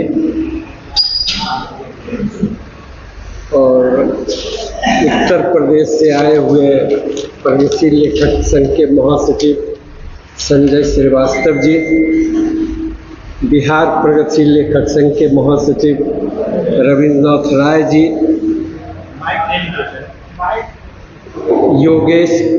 योगेश प्रताप शेखर जी, हमारे मित्र सुनील जी, प्रत्युष चंद्र मिश्रा जी, और इस आयोजन को सफल बनाने में हमारे मित्र सत्येंद्र जी और आयोजक दिलीप कुमार, सुरेश यादव और सुरेंद्र प्रसाद यादव जी, और तमाम आए हुए हमारे साथियों। मैं कोई साहित्यकार नहीं हूँ, मैं साहित्य को सुनने जाता हूँ, लेकिन यहाँ आने के बाद साहित्यकारों के बीच बोलने में बहुत डर लगता है। मैं विज्ञान का छात्र हूँ और शिक्षकों के बीच एक कार्यकर्ता हूँ। मैं मानता हूँ कि आज PWA का यह जो मजमा है, वास्तव में जिस बड़े लेखक को, व्यंग्यकार को और यथार्थवादी और एक्टिविस्ट को याद कर रहा है, हरिशंकर परसाई जी को, वास्तव में उसकी आज सख्त ज़रूरत है। क्योंकि परसाई उस दौर में पैदा हुए थे, उस दौर में काम कर रहे थे, लिख रहे थे, जब यह बीजेपी की सरकार नहीं थी, लेकिन उनकी दूरदृष्टि थी कि सांप्रदायिकता का सवाल हो, सामाजिक शोषण का सवाल हो, धर्मांधता का सवाल हो, और समाज में तमाम तरह की परंपराओं को बर्बाद करने, संस्कृति को तोड़ने का जो अभियान चल रहा था, उस पर हरिशंकर परसाई की बहुत पैनी दृष्टि थी और हम समझते हैं कि वह वैज्ञानिक चेतना के और यथार्थवाद के बहुत बड़े समर्थक थे। वो केवल लेखक नहीं थे, आज के लेखकों की तरह केवल बंद कमरों में लिखते नहीं थे, वो एक्टिविस्ट थे। वो आंदोलनकर्ताओं के साथ हमेशा खड़े रहते थे। मैं एक ऐसा आदमी हूँ जिसको हरिशंकर परसाई से एक बार मिलने का मौका मिला। मैं जबलपुर में अपने एक रिलेटिव के यहाँ गया था और मैं जानबूझकर उससे मिलने गया था। मैं उस व्यक्ति को नज़दीक से देख चुका हूँ। नागार्जुन को तो कई बार मिलने का मौका मिला, पटना में रहता था, पढ़ता था और उस समय जो प्रगतिशील लेखक संघ की जो एक्टिविटी थी, डॉक्टर खगेंद्र ठाकुर, अरुण कमल, नंद किशोर नवल से लेके तमाम साहित्यकारों के बीच जो एक्टिविटी होती थी तो हम लोग भी उसमें जाके सुनते रहते थे। इसीलिए वे लोग ऐसे लोग थे जो लिखने के साथ साथ आंदोलन के पक्ष में हमेशा खड़े होते थे और उनकी वैज्ञानिक चेतना इतनी प्रखर थी कि आपने जो आज टॉपिक रखा है ठिठुरता हुआ गणतंत्र, वास्तव में जो आज गणतंत्र की स्थिति है, लोकतंत्र की स्थिति है, लोकतंत्र केवल पार्लियामेंट में और विधानसभाओं में नहीं है। आप किसी भी इंस्टीट्यूशन को आज देखिए, वहाँ लोकतंत्र की हत्या हो चुकी है। विश्वविद्यालय के हमारे कई साथी हैं और मैं विश्वविद्यालय के शिक्षकों के बीच काम करता हूँ। जो सीनेट सिंडिकेट का रूप था, जो छात्र संगठन का रूप था, जो शिक्षक संगठन की बात थी, आज वह कुछ भी नहीं है। जबकि हम लोग कहते रहते हैं कि विश्वविद्यालय राजनीति का किन्नर गार्डन होता है, वहाँ सबको आज़ादी है अपने विचार रखने का और सहमति जताने का, और लोकतंत्र वहीं से अंकुरित होता है। लेकिन आज विश्वविद्यालयों में आप अपनी बात, अपनी आवाज़ नहीं उठा सकते। जिस तरह देश में किसान, मजदूर, छात्र, नौजवान और बेरोजगार लोग अपनी आवाज़ जब उठाते हैं तो उनको देशद्रोही कहा जाता है। हमारा गणतंत्र और लोकतंत्र आंदोलनकारियों को देशद्रोही साबित करने पर तुला हुआ। हम उस दौर में आ चुके हैं साथी।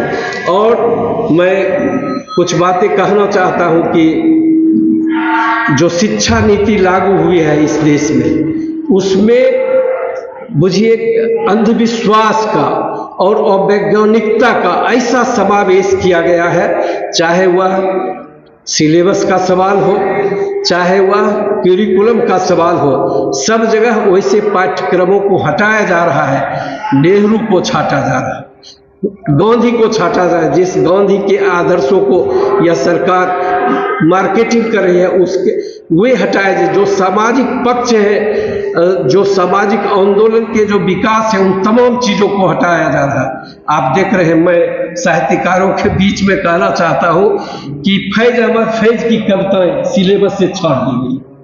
फैज अहमद फैज की कविताएं, टीपू सुल्तान को देशद्रोही कहा जा रहा है। आप समझ रहे हैं कि जो डार्विन के सिद्धांत को छाटा जा रहा है, जो मेंडलीव का पीरियोडिक टेबल है केमिस्ट्री में जो बरसों से चला रहा था, उसको छाटा जा रहा है। क्यों? क्योंकि एक ऐसी पीढ़ी तैयार किया जाए जिसकी चेतना धर्म में हो, जो अंधविश्वास में कबूल करता हो। शिक्षा नीति में साफ साफ लिखा हुआ है कि जो पुराने जमाने में 64 कलाओं का ज्ञान था, उस ज्ञान को हम इस शिक्षा नीति के द्वारा समाज में ले जाएंगे।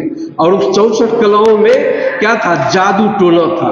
उस 64 कलाओं में क्या था? फोक शास्त्र था।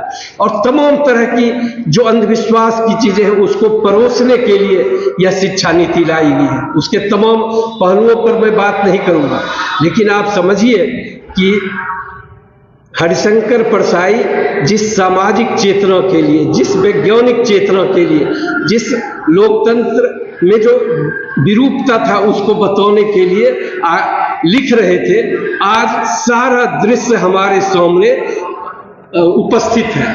हम लोकतंत्र को आज अगर कोई कहे कि पार्लियामेंट में भले ही 2/3 बहुमत हो, लेकिन पार्लियामेंट में विपक्ष की एक भी बात नहीं सुनी जा रही।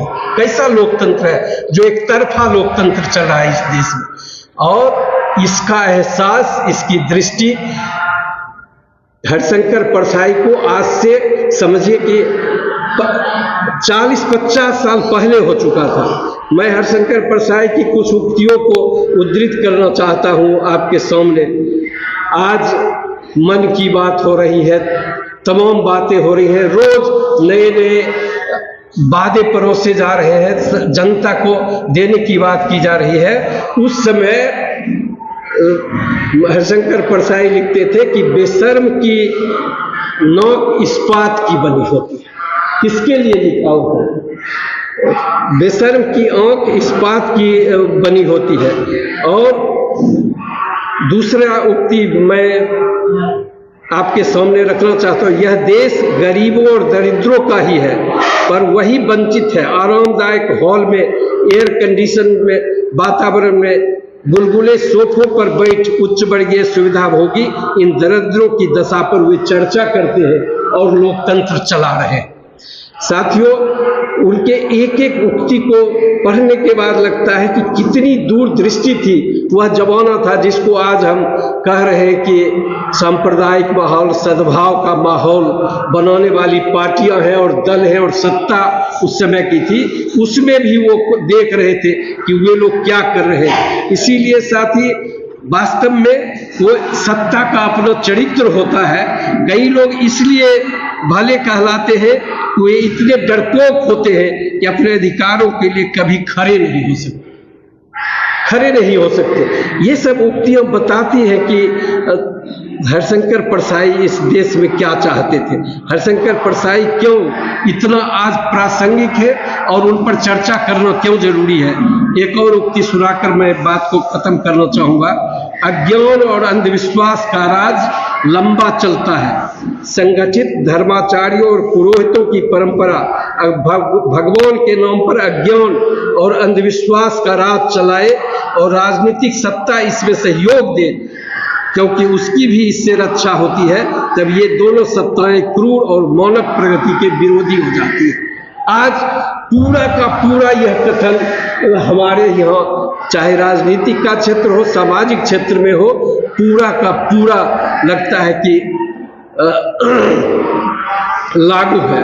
हम जब अपने घर में, अपने समाज में धर्म पर चर्चा करते हैं तो हमारे तर्क को चुप कर दिया जाता है, राष्ट्रवाद के नाम पर, परंपरा के नाम पर, संस्कृति के नाम पर। और जो ये भीड़ का लोकतंत्र है, उस भीड़ के लोकतंत्र के नाम पर, और भीड़ के लोकतंत्र पर भी परसाई की एक बहुत अच्छी युक्ति है कि ये लोग, ये जो लंपट पीढ़ी बन रही है, जो अज्ञानता का शिकार है, जो अंधविश्वास का शिकार है, जो एक जमात के रूप में सरकार के इशारों पर थिरकता है, वह किसी के साथ हो सकता है और उसका उपयोग सरकार अपने हिसाब से करती है। मैं जब शिक्षा नीति पर कहीं चर्चा करता हूं तो बार बार कहता हूं कि यह शिक्षा नीति उसी लंपट पीढ़ी को तैयार करने के लिए बनाई गई है, ताकि यह जो अंधविश्वासी सत्ता है, जो पूरे देश की और समाज की प्रगति को रोकने वाली सत्ता है, वह चालू रहे, चलती रहे। और इसीलिए बहुत बड़ा खतरा है। हम हरिशंकर परसाई को याद करके अपने सामने उपस्थित और भविष्य के खतरे की ओर सोच सकते हैं, जान सकते हैं और एक संगठित आवाज बन सकते हैं। बहुत देर हो चुकी है। अगर आज हम मिलकर साथ नहीं चले और इन अंधविश्वासों के खिलाफ और सामाजिक चेतना के लिए और इस लोकतंत्र को बचाने के लिए, संविधान को बचाने के लिए एक साथ नहीं हुए तो आने वाला दिन क्या होगा, इस पर सोचिए। हरिशंकर परसाई की प्रासंगिकता और ठिठुरते हुए गणतंत्र की बात इसी संदर्भ में आज देखा जाना चाहिए। इसी के साथ मैं अपने all India federation of university and college teachers organisation की ओर से हरिशंकर परसाई को श्रद्धांजलि व्यक्त करता हूं और आयोजकों के प्रति आभार व्यक्त करता हूं कि उन्होंने भी कुछ समय बोलने का मौका दिया। साहित्यकारों के बीच बच के बोलना चाहता हूं और उस झंझट में नहीं पड़ना चाहता हूं, क्योंकि आप लोग विद्वान हैं और हम उस विद्वता से काफ़ी दूर हैं। धन्यवाद।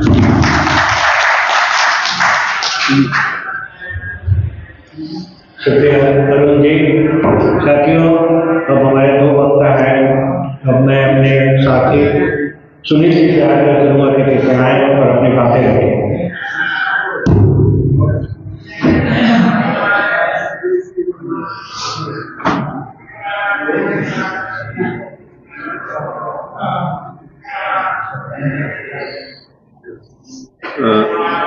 अध्यक्ष जी, इसमें अध्यक्ष जी, सम्मानित मंच और उपस्थित अन्य विद्वज्जन सभा में गण, साथियों, हरशंकर परसाई को हम लोग सिलेबस में पढ़ते थे तो कुछ बात समझ में नहीं आती थी कि आखिर व्यंग क्या ये कर रहे हैं। तो ये प्रगतिशील लेखक संघ में आने के बाद, प्रगतिशील लेखक संघ से जुड़ने के बाद जब इस अभियान से जुड़े तो समझ में आया कि हरशंकर परसाई कितने बड़े रचनाकार थे, कितने बड़े साहित्यकार थे। हरशंकर परसाई की यह शताब्दी समारोह जो हो रही है, यह तो हर एक साल मनाई जानी चाहिए। पता नहीं हर एक साल क्यों नहीं मनाई जाती है। यह तो एक ऐसे व्यंग्यकार है जब हम कहते हैं क्या कि 20वीं शताब्दी में, 21वीं शताब्दी में, 20वीं शताब्दी में हरशंकर परसाई और 16वीं 15वीं शताब्दी में कबीर, जो काम कबीर किए वही काम आज आजाद हिंदुस्तान में हरशंकर परसाई, अगर हरशंकर परसाई 15वीं शताब्दी में जन्म लिए होते तो वह कबीर होते, और कबीर अगर आज होते तो वह हरशंकर परसाई। इतने बड़े लेखन, लेकिन लेखन, कथन और कथ, तो कथन जो है और कथ, मैंने कथ में है क्या कि आप किसके साथ जो है सो किस वर्ग के साथ खड़ा होते हैं। गरीब वर्ग है, अमीर वर्ग है, आप किसके लिए लिख रहे हैं? रिक्शा पुलर के लिए लिख रहे हैं, आप जो है सो खोमचा वाले के लिए लिख रहे हैं, आप गरीब के लिए ले रहे हैं। लेकिन कथन क्या है? कथन कहानी होती है। कथन क्या होती है? कविता होती है। तो यही कहानी, कविता जो अलग अलग है, उसी का एक रूप व्यंग है। जिस व्यंग विधा में उन्होंने जो काम किया वह ऐतिहासिक है। उसका जो है सो मिसाल नहीं मिलता है जो उन्होंने व्यंग विधा को स्थापित किया। साथियों, हरशंकर परसाई बचपन से ही स्वभाव से विद्रोही थे। पहले तो हरशंकर परसाई बड़ी भारी है। हरशंकर परसाई की एक जीवनी संक्षिप्त रूप से कही जानी चाहिए थी। मैं आगे से यही कहूंगा कि आयोजक जीवनी को जरूर रखें, क्योंकि जीवनी जानने के बाद जो है पाठक जो है, जो सुनने वाले हैं, वह ऐसी बात नहीं कि सुन के यहां पर जाएंगे तो ही रख देंगे, वह जाकर के उसको पढ़ते हैं, देखते हैं। बचपन से ही विद्रोही स्वभाव के थे, शुरू से। जब दूसरा क्लास में पढ़ते थे तो शिक्षक ने उनको बुलाया हरि और शंकर। शंकर में वो तालबी सौ होता है, एक सौ और होता है, वह सौ का जो है प्रयोग किए, वह विद्रोह किए। वह कहे गलत है, हरिशंकर बोलिए, हरि शंकर नहीं। दूसरी घटना क्या है जो आज आप लड़ाई देख रहे हैं, अभी लोग बरबड़ा राव की चर्चा कर रहे थे, अभी जो साहित्य के साथ जो हो रहा है उसकी चर्चा कर रहे थे। तो मास्टर कहता था क्या, कौ से कमल, कौ से कमल। आप यह मत समझिएगा क्या हरशंकर परसाई 1995 मरे और वह आजादी के बाद से लिखना शुरू किए, लेकिन वह कौ से कमल उनके मुंह से नहीं निकलता था। जब निकलता था कौ से कलम निकलता था। मास्टर बहुत डंटा, लेकिन कौ से कलम बोलना नहीं छोड़े, और जो कलम उन्होंने पकड़ा वह कलम इतिहास रच दिया। साथियों, हरशंकर परसाई के जो व्यंग है, तो व्यंग के बारे में हजारी प्रसाद द्विवेदी कहते हैं कि व्यंगकार कैसा होता है। व्यंगकार जो है अधोष्ठ, मतलब मंद मंद निचले ओठों से मुस्कुराते रहता है, और सामने वाला जो आदमी सुनता है वह तिलमिलाता है। और यह तिलमिलाने की घटना वह कैसी है, शुरू में वक्ता बतलाए कि हरशंकर परसाई को मार खाना पड़ा। क्यों? वो धर्म और संस्कृति पर हमला करते थे। अभी कई उदाहरण हैं। उनको जो है मार पड़ा, जो संघ वाले लोगों ने उन पर हमला किया। तो जब हमला किया तो पहला ऐसा लेखक हिंदुस्तान में, आजाद हिंदुस्तान में, जिनके लिए 5000 मजदूरों ने जुलूस निकाल के उनके घर पर पहुंचा। और वो क्या कहते हैं, जो बात की चर्चा जोगेश जी की है, वह कहे कि मैं अब सफल हो गया, मैं जो लिख रहा था मेरी सार्थकता यही है। और उन्होंने लिखा, कहा, क्या कहा कि भाई इस पिटाई के बाद हमसे रोज लोग मिलने के लिए आते हैं, सहानुभूति प्रकट करने के लिए आते हैं, मेरा पान का खर्चा बढ़ गया है। तो जो मारने वाले को कहते हैं, संघ वालों को, कि आओ 2-4 चाटा और दे दो, 2-4 थप्पड़ और दे दो, लेकिन पान का खर्चा भी देते जाओ। ये परसाई जी थे, यह परसाई जी थे। मैं ज्यादा वक्त नहीं लूंगा, 1-2 घटना की बात सुनाऊंगा। अज्ञे जी अपने समय के युगांतकारी कवि थे, बहुत बड़े कवि थे। अज्ञे जी की एक मैगजीन आती थी, थॉट। उस थॉट में उन्होंने उनके लेख को, परसाई जी नया नया लिखना शुरू किए थे, उसको अंग्रेजी में अनुवाद करके छाप दिए।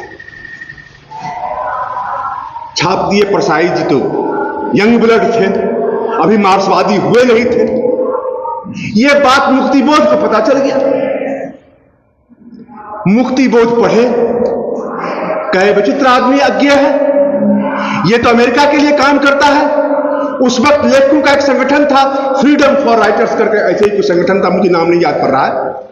कहा कि यह तो परसाई जी की जो स्पिरिट है और थॉट की जो स्पिरिट है, यह दोनों में आसमान जमीन का अंतर है। और उन्होंने अपनी पत्रिका नई लहू या कुछ पत्रिका निकलता था, 3 किस्तों में जो है वह परसाई जी पर लेख लिखे।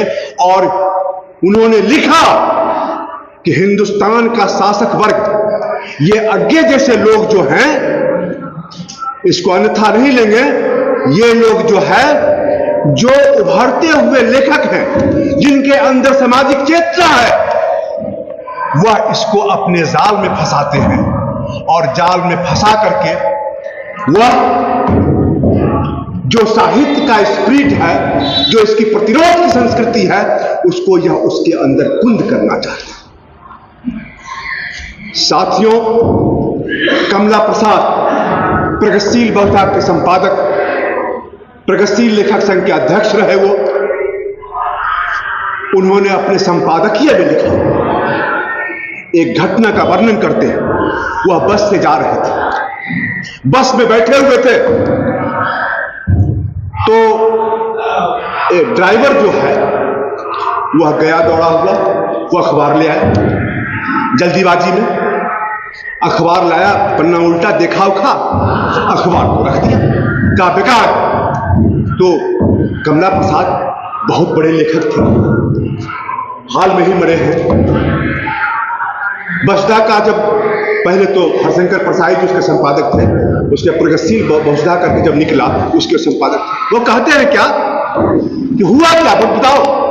कहा कि इसमें परसाई जी का कॉलम भी नहीं है। तो कहा कि परसाई जी का कॉलम नहीं है, तो परसाई जी क्या? नहीं, हमको परसाई जी को ही पढ़ना है, हम वही अखबार पढ़ते हैं जिसमें परसाई जी। ये परसाई जी की लोकप्रियता थी। उन्होंने कहा कि तुम जल्दीबाजी में दूसरा अखबार लेके चले आए, करंट में जो है उनका कॉलम आता है। वो कॉलम जो है करंट में तुमको मिलेगा। कहा ठीक है, अगली बार से देख करके लूंगा कि वह करंट कहां पर मिलता है। दूसरी चीज कमला प्रसाद ही लिखते हैं, वह कहते हैं क्या, उनके एक मित्र थे, संगीत मित्र थे, तो वह कहीं भाषण दे रहे थे। भाषण में वह कह रहे थे क्या कि ये दो घटना का जिक्र किया है। आंखन देखी किताब है, उसके संपादक वही हैं, उन्होंने लिखा है कि इसमें जो है वह लिखते हैं क्या कि जब वह भाषण जब दे रहा था तो उसने कहा कि एक परसाई क्या बिगाड़ लेगा, एक परसाई जो है वह क्या बिगाड़ लेगा जो हमारे धर्म और संस्कृति पर भाषण दिए चलता है। और इसी का, इस बात को उन्होंने अपने संपादकीय में बड़ी गौर से दो घटना का जिक्र करते हैं। और यह दोनों घटना क्या बतलाती है, यह बतलाती है क्या कि हरिशंकर परसाई की चेतना क्या थी, उनकी वर्ग चेतना क्या था। जिस वर्ग के लिए लिखते थे वह वर्ग जो है सो वह उनकी बदलाव की वह जो है बात करते थे। अभी प्रोफेसर साहब बोले मैं साहित्यकार नहीं हूं, हरिशंकर परसाई के विशेषज्ञ नहीं है।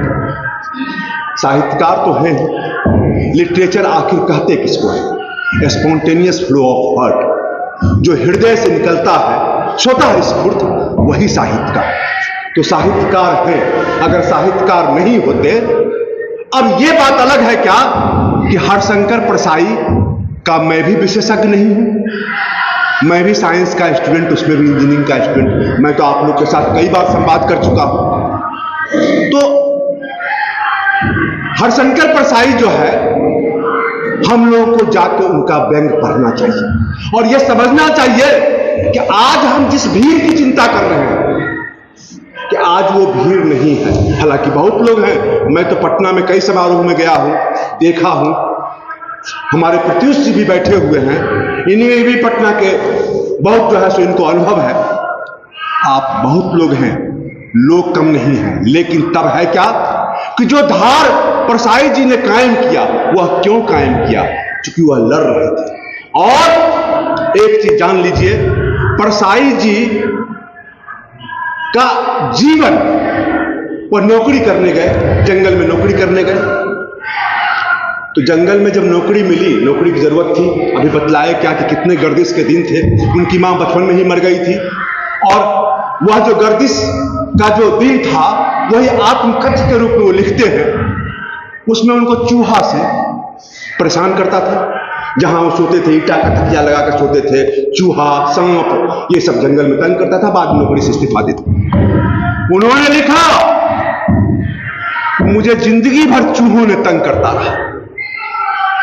ये चूहे कौन थे? ये चूहे थे वही जो पाखंडी थे, जो मिथ्याचार में विश्वास करते थे। ये इन्हीं का उनको जिंदगी भर वह सामना करते रहे। और कहे क्या कि मैं तो सब दिन गर्दिश में ही रहा। और मैं कहता हूं क्या, हजारी प्रसाद द्विवेदी की वह लाइन कि जिसके जीवन में अभाव होता है, जिसके जीवन में अभाव होता है, उसी के साहित्य में विभाव होता है। और वह साहित्य साहित्य नहीं है जो हलचल नहीं पैदा कर दे। जो हलचल पैदा करता है, साहित्य की भूमिका वही है। लिखते हैं, कमला प्रसाद लिखते हैं कि जिस तरह से गोरकी का विश्वविद्यालय कहां पर था? गोरकी का विश्वविद्यालय लिखते हैं क्या कि उनका जीवन ही उनका विश्वविद्यालय था। जीवन में जो झेले वही विश्वविद्यालय था। और हरिशंकर परसाई भी उसी किताब में लिखते हैं, संपादकीय में, कि इन्होंने जो झेला कैसे? प्लेग से मां मर रही थी, इनके छोटे छोटे भाई बहन थे, सब रो रहे थे। और उस परिस्थिति में प्लेग से मरते हुए मां को देखा। उसके बाद नौकरी में गए, नौकरी में दिक्कत हुआ, कई नौकरी, उस दिक्कत में भी लेकिन अपनी प्रतिबद्धता वह नहीं छोड़ी। और बड़ी अच्छी लाइन कहे हैं, अभी बहुत सारे पंक्तियों की चर्चा आई है, मुझे तो याद नहीं रहता है कोट्स, चूंकि मैं विज्ञान का स्टूडेंट हूं, साउंड का वेलोसिटी भी भूल जाते हैं, नहीं याद रहता है, लेकिन साउंड क्या है बता सकते हैं। तो है क्या, उन्होंने एक बड़ी विचित्र बात कही कि जो प्रतिबद्ध होता है वह, जो जिसके प्रति प्रतिबद्ध होता है वही उसका नाश करता है। मैं सोचने लगा कि ये क्या कह गए, हमारी प्रतिबद्धता प्रगतिशील लेखक संघ के प्रति है, तो क्या मैं इसे नाश कर रहा हूं, क्या मैं इसे नाश कर, वो कहे जो जिस चीज के प्रतिबद्ध होता है वही उसके नाश करता है। कहने का मतलब है कि आज के समय में आप देख लीजिए, जय श्री राम, सीताराम गए, जय श्री राम। आज यही लोग जो कर रहे हैं वह धर्म का सत्यानाश कर रहे हैं, यही लोग धर्म का सत्यानाश कर रहे हैं। आज अगर वामपंथ डिरेल भी हुआ तो वामपंथ के प्रति प्रतिबद्ध लोगों के कारण डिरेल हुआ। ये बात को मानना पड़ेगा और ये स्वीकार करना पड़ेगा। जब तक हम यह स्वीकार नहीं करेंगे तब तक हम जो है सो उसे रास्ते पर नहीं ला सकते। यही कहने का उनका मतलब था। मतलब यह नहीं था, प्रतिबद्धता का मतलब यही है कि जो प्रतिबद्ध जिस चीज के प्रति है वह उसी को। साथियों, आज दुनिया में जो हो रहा है, आज दुनिया में एक तो यूक्रेन का युद्ध चल ही रहा था, सारा आग अमेरिका का लगाया हुआ है। बस 2 मिनट और समय लूंगा। यह अमेरिका का जो यूक्रेन में हो रहा था, अमेरिका ही साजिश के पीछे था कि रूस को बाध्य होकर के उस लड़ाई में कूदना पड़ा और वह लड़ाई आज तक चल रही है, अभी खत्म नहीं हुआ है। यह अभी था ही। फिलिस्तीन में जो है, यह इजराइल जो किया, दुनिया में हमास ने जो किया, कोई उसका समर्थन नहीं करता। लेकिन अभी आप देखिएगा, एक कार्टून बहुत वायरल हुआ है। वह कार्टून क्या है? एक औरत एक बच्चे को लेकर के, बच्चा मरा हुआ है उसके गोद में, और उससे टीवी एंकर, 5-5, 6-6 टीवी एंकर अब पूछ रहा है कि बताओ तुम्हारा हमास के बारे में क्या आइडिया है। सोचिए, वह इजराइल के बम से मारा गया, इजराइल की बर्बरता के कारण वह उसका बच्चा मरा। अभी जितने मरे हैं उसमें 2/3 बच्चे और औरत हैं। यह युद्ध की खासियत यही रही है फिलिस्तीन और इजराइल के बीच में कि वहां जब कभी भी युद्ध हुआ, इजराइल का सैनिक मरा है और फिलिस्तीन के नागरिक मारे जाते हैं। साहब, सेटलर कॉलोनिज्म क्या होता है? जैसे आपका यह घर है, आपने किसी को रहने दिया, थोड़ी लंबी कहानी है, मैं उतना में नहीं जाऊंगा। सेटलर कॉलोनी है, आपने रहने के लिए दिया और कल होकर के आपका अधिकार लेकर बैठ गया कि हम ही इस घर के मालिक हैं। सीधा सीधी वही बात है इजराइल का। और इस इजराइल के पीछे कौन है? इस इजराइल के पीछे और कोई नहीं है, अमेरिका है, पश्चिमी मुल्क है। वही मुल्क के पैसे पर $4 बिलियन प्रत्येक साल इजराइल को मदद मिलता है। और फिलिस्तीन, जो गाजा पट्टी के आप नाम सुनते हैं, वह गाजा पट्टी मात्र 384 किलोमीटर है, 45 किलोमीटर लंबा और 7 किलोमीटर चौड़ा, में 23 लाख आदमी रहता है। सोचिए, नरक से भी बदतर जिंदगी है। यह मैं नहीं कह रहा हूं, यह यूएनओ के जो सेक्रेटरी जनरल है, उन्होंने कहा क्या कि नरक से भी बदतर है। एक दिन में इतनी बड़ी बात नहीं हुई है। जाहिर है, आपका घर कोई आपसे छीनेगा तो आप तो विरोध तो कीजिएगा ही, अंतिम दर्द तक विरोध कीजिएगा। साथियों, तो ये अमेरिका के खिलाफ में, अमेरिकन प्रेसिडेंट के बारे में अगर आप जानना चाहते हैं तो परसाई की किताब पढ़िए। पूछो परसाई से, पूछो परसाई से, जिस किताब की भी चर्चा हुई।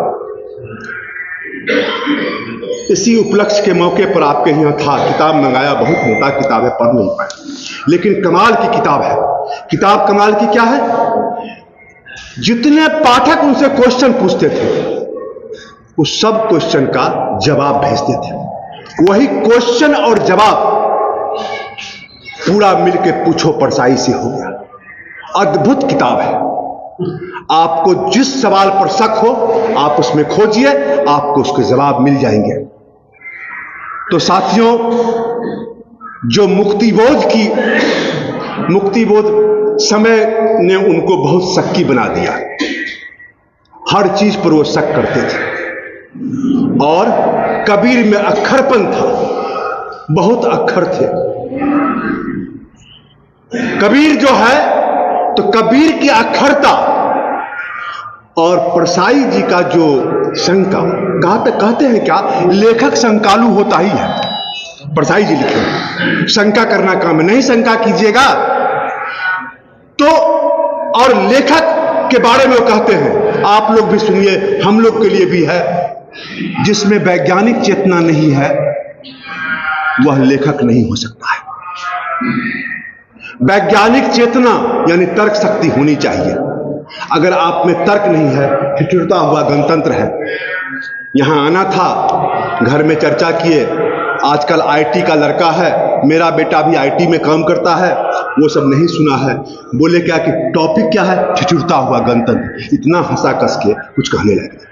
कहा कि ऐसा भी, ये क्या ठिठुरता हुआ गणतंत्र पापा, रोज तो गणतंत्र दिवस होता है। ठिठुरता हुआ गणतंत्र बड़ी उसमें मार्ग ढंग से अभी बताया आप लोग को। लिखते हैं क्या कि दिल्ली का जो ठंडा है वो भी सारा उसका अपना नहीं है। वो कहां से आया है, कश्मीर से आया है। वह कहां से आया है, तो वह कहना क्या चाहते हैं, कहते हैं क्या कि यह जो दिल्ली है, यह जो हमारा देश है, किसके पैसे पर चल रहा है, आईएमएफ के पैसे पर, वर्ल्ड बैंक के पैसे पर। मतलब मेरा अपना कुछ नहीं है, सब कुछ बाहर से आ रहा है। और भी बहुत सारी बातें बताए हैं। तो साथियों, हमें परसाई जी को समझना चाहिए और परसाई जी को पढ़ना चाहिए और उनकी बातों को ले जाना चाहिए।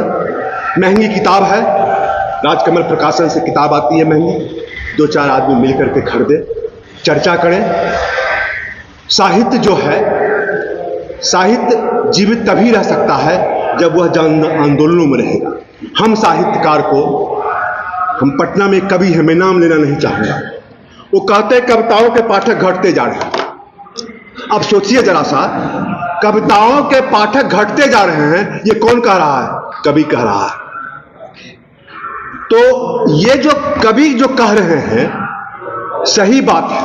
कविता के पाठक घटते क्यों जा रहे हैं, क्योंकि अब कवि को नागार्जुन से बाली तेवर नहीं रह चुकी है। नागार्जुन तो जनता के बीच में वह पाठ करते थे, वह जनता के बीच में जाते थे, जनता के संघर्षों से जाते थे। परसाई जी अपने आप को जनता के संघर्षों से जोड़ते थे। और अंत में बस 2 मिनट और समय लूंगा। ठीक, अपने बात में कोई बात ठीक है। साथियों, औरंगाबाद प्रगतिशील लेखक संघ को मैं बहुत बधाई देता हूं, उन्होंने बोलने का मौका दिया। सही में 2.5-3 घंटे से मीटिंग चल रही है और शाम का समय भी हो रहा है, लोग दूर दूर से आए हैं, इसलिए धन्यवाद मेरी तरफ से, बहुत बहुत प्रगतिशील लेखक संघ को धन्यवाद। इन्होंने बोलने का मौका दिया और आप लोगों ने सुना, आप लोग को भी बहुत बहुत धन्यवाद। शुक्रिया सुनील जी। मैं अपने साथी कवि प्रत्युष जिसको आमंत्रित कर रहा हूं कि आए, और ये हमारे अंतिम वक्ता हैं साथी। अब गंभीरतापूर्वक जरा टहलिए कम, कृपया देखिए, जो जहां है बैठे रहिए, कि आना जाना बंद कीजिए।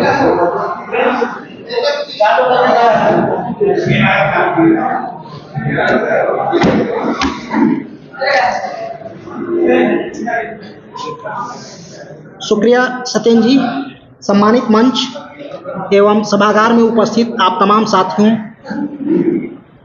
बहुत देर से यह गोष्ठी चल रही है और अंतिम वक्ता के लिए बहुत कुछ बचता नहीं है। मैं इस गोष्ठी के लिए एक पर्चा तैयार करके लाया था, शायद उसका अवसर हो न हो, तो मैं चाहूँगा कि 2-3 बातें मैं आप लोगों के सामने रखूं और पर्चा मैं सत्येंद्र जी को दे दूंगा जो मैं तैयार करके लाया था। आप लोग बाद में उसको पढ़ सकते हैं। साथियों, अभी ये बंद करवाइए ना यार, वो तो बंद करवाइए ना, क्यों आना जाना बंद है। 2 मिनट रुक रहे हैं तो 2 मिनट रुक जाइए। अभी भी उसमें शामिल हैं और जैसा कि हम सब जानते हैं, हरिशंकर परसाई आज़ाद हिंदुस्तान के सबसे बड़े लेखक हैं। सबसे बड़े लेखक थे, यह मैं कह रहा हूँ तब जब रेणु अपने कथा साहित्य में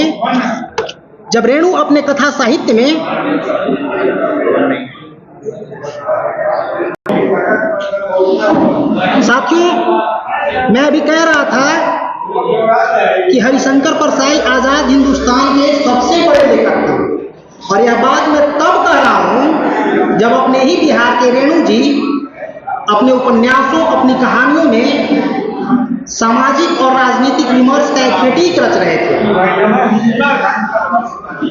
परसाई ने जिस समाज को अपनी लेखनी से आवाज दी,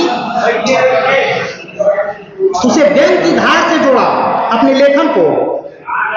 वर्ष 1947 में देश आजाद हुआ और उसी वर्ष से परसाई ने अपनी तमाम लेखकीय रुकावटों को परे करते हुए स्वतंत्र और पूर्णकालिक लेखक के रूप में खुद को समर्पित कर दिया। यूं तो मध्य प्रदेश ने हिंदी संसार को कई महत्वपूर्ण लेखक दिए, परंतु उसमें मुक्तिबोध के साथ परसाई अप्रतिम थे, दोनों विलक्षण। मुक्तिबोध जहां आधुनिक पूंजीवादी व्यवस्था के विद्रूप को अपनी लेखनी में बारीकी से दर्ज कर रहे थे, वहीं परसाई ने आधुनिक भारतीय राजनीतिक सामाजिक जीवन की सच्चाइयों को व्यंग की महीन धार से परत दर परत उधेड़ने का काम किया। परसाई के पहले एक विधा के रूप में व्यंग का कोई स्थान नहीं था, वह कथा के एक हिस्से के रूप में पैबस्त कर दिया जाता था। वह या तो हास्य था या करुण। परसाई ने उसे भारतीय समाज के विडंबना बोध से जोड़ दिया। परसाई को पढ़ते हुए लगता है कि वे राजनीति और समाज की सच्चाइयों से बखूबी परिचित हैं। उनका समूचा लेखन हमें एक ऐसे लेखक से परिचित कराता है जो धार्मिक कूटमंडूकता, राजनीतिक अवसरवादिता, जातीय और सांस्कृतिक वर्चस्व और सामाजिक विभेद की हौलनाक स्थितियों को पाठकों के समक्ष खोल कर रख देता है। इस मामले में वे निर्भय लेखक हैं, डंके की चोट पर अपनी बात कहने वाले, खरी खरी और बेबाक। बहरहाल आज का जो प्रस्तावित विषय ठिठुरता हुआ गणतंत्र और हरिशंकर परसाई है, उस पर हमारे पूर्व के वक्ताओं ने काफी बातें कह दी है। यह अवसर नहीं है कि मैं उन बातों को दोहराऊं, और मैं इतना कहना चाहूंगा कि ठिठुरता हुआ गणतंत्र 1970 में प्रकाशित व्यंग्य है। वर्ष 1947 में यह देश आजाद हुआ और 1950 की 26 जनवरी को इस देश ने गणतंत्रात्मक व्यवस्था को अंगीकार किया। द्वितीय विश्व युद्ध समाप्त हो चुका था और पूंजीवादी राष्ट्रों ने विश्व बैंक और मुद्राकोष के जरिए तीसरी दुनिया के आजाद हुए देशों पर अपना शिकंजा कसना शुरू कर दिया था। मगर अब भी एक उम्मीद कहीं न कहीं कायम थी। समाजवादी स्वप्न खंडित जरूर हो रहा था, परंतु उसके ध्वस्त होने में कुछ समय अभी शेष थे। पुरानी सामंती व्यवस्था के अवशेष भारतीय समाज के पूंजीवादी राजनीतिक नेतृत्व के साथ अपनी गलबैयां करने में मशहूर था। आजादी और जनतंत्र के इस छलावे को उस समय के लेखक लगातार अपनी रचनाओं में उठा रहे थे। मुक्तिबोध ने आधुनिक पूंजीवादी व्यवस्था के विद्रोह को अपनी विश्व प्रसिद्ध कविता अंधेरे में और चांद का मुंह टेढ़ा है में विचलित कर देने वाले अनुभवों के साथ दर्ज किया। वहीं धुनील की कविताएं तत्कालीन राजनीतिक नेतृत्व के खोखलेपन और संसदीय राजनीति की विफलता को एक नए तेवर के साथ दर्ज कर रही थी, जो हिंदी कविता के लिए लगभग अप्रत्याशित था।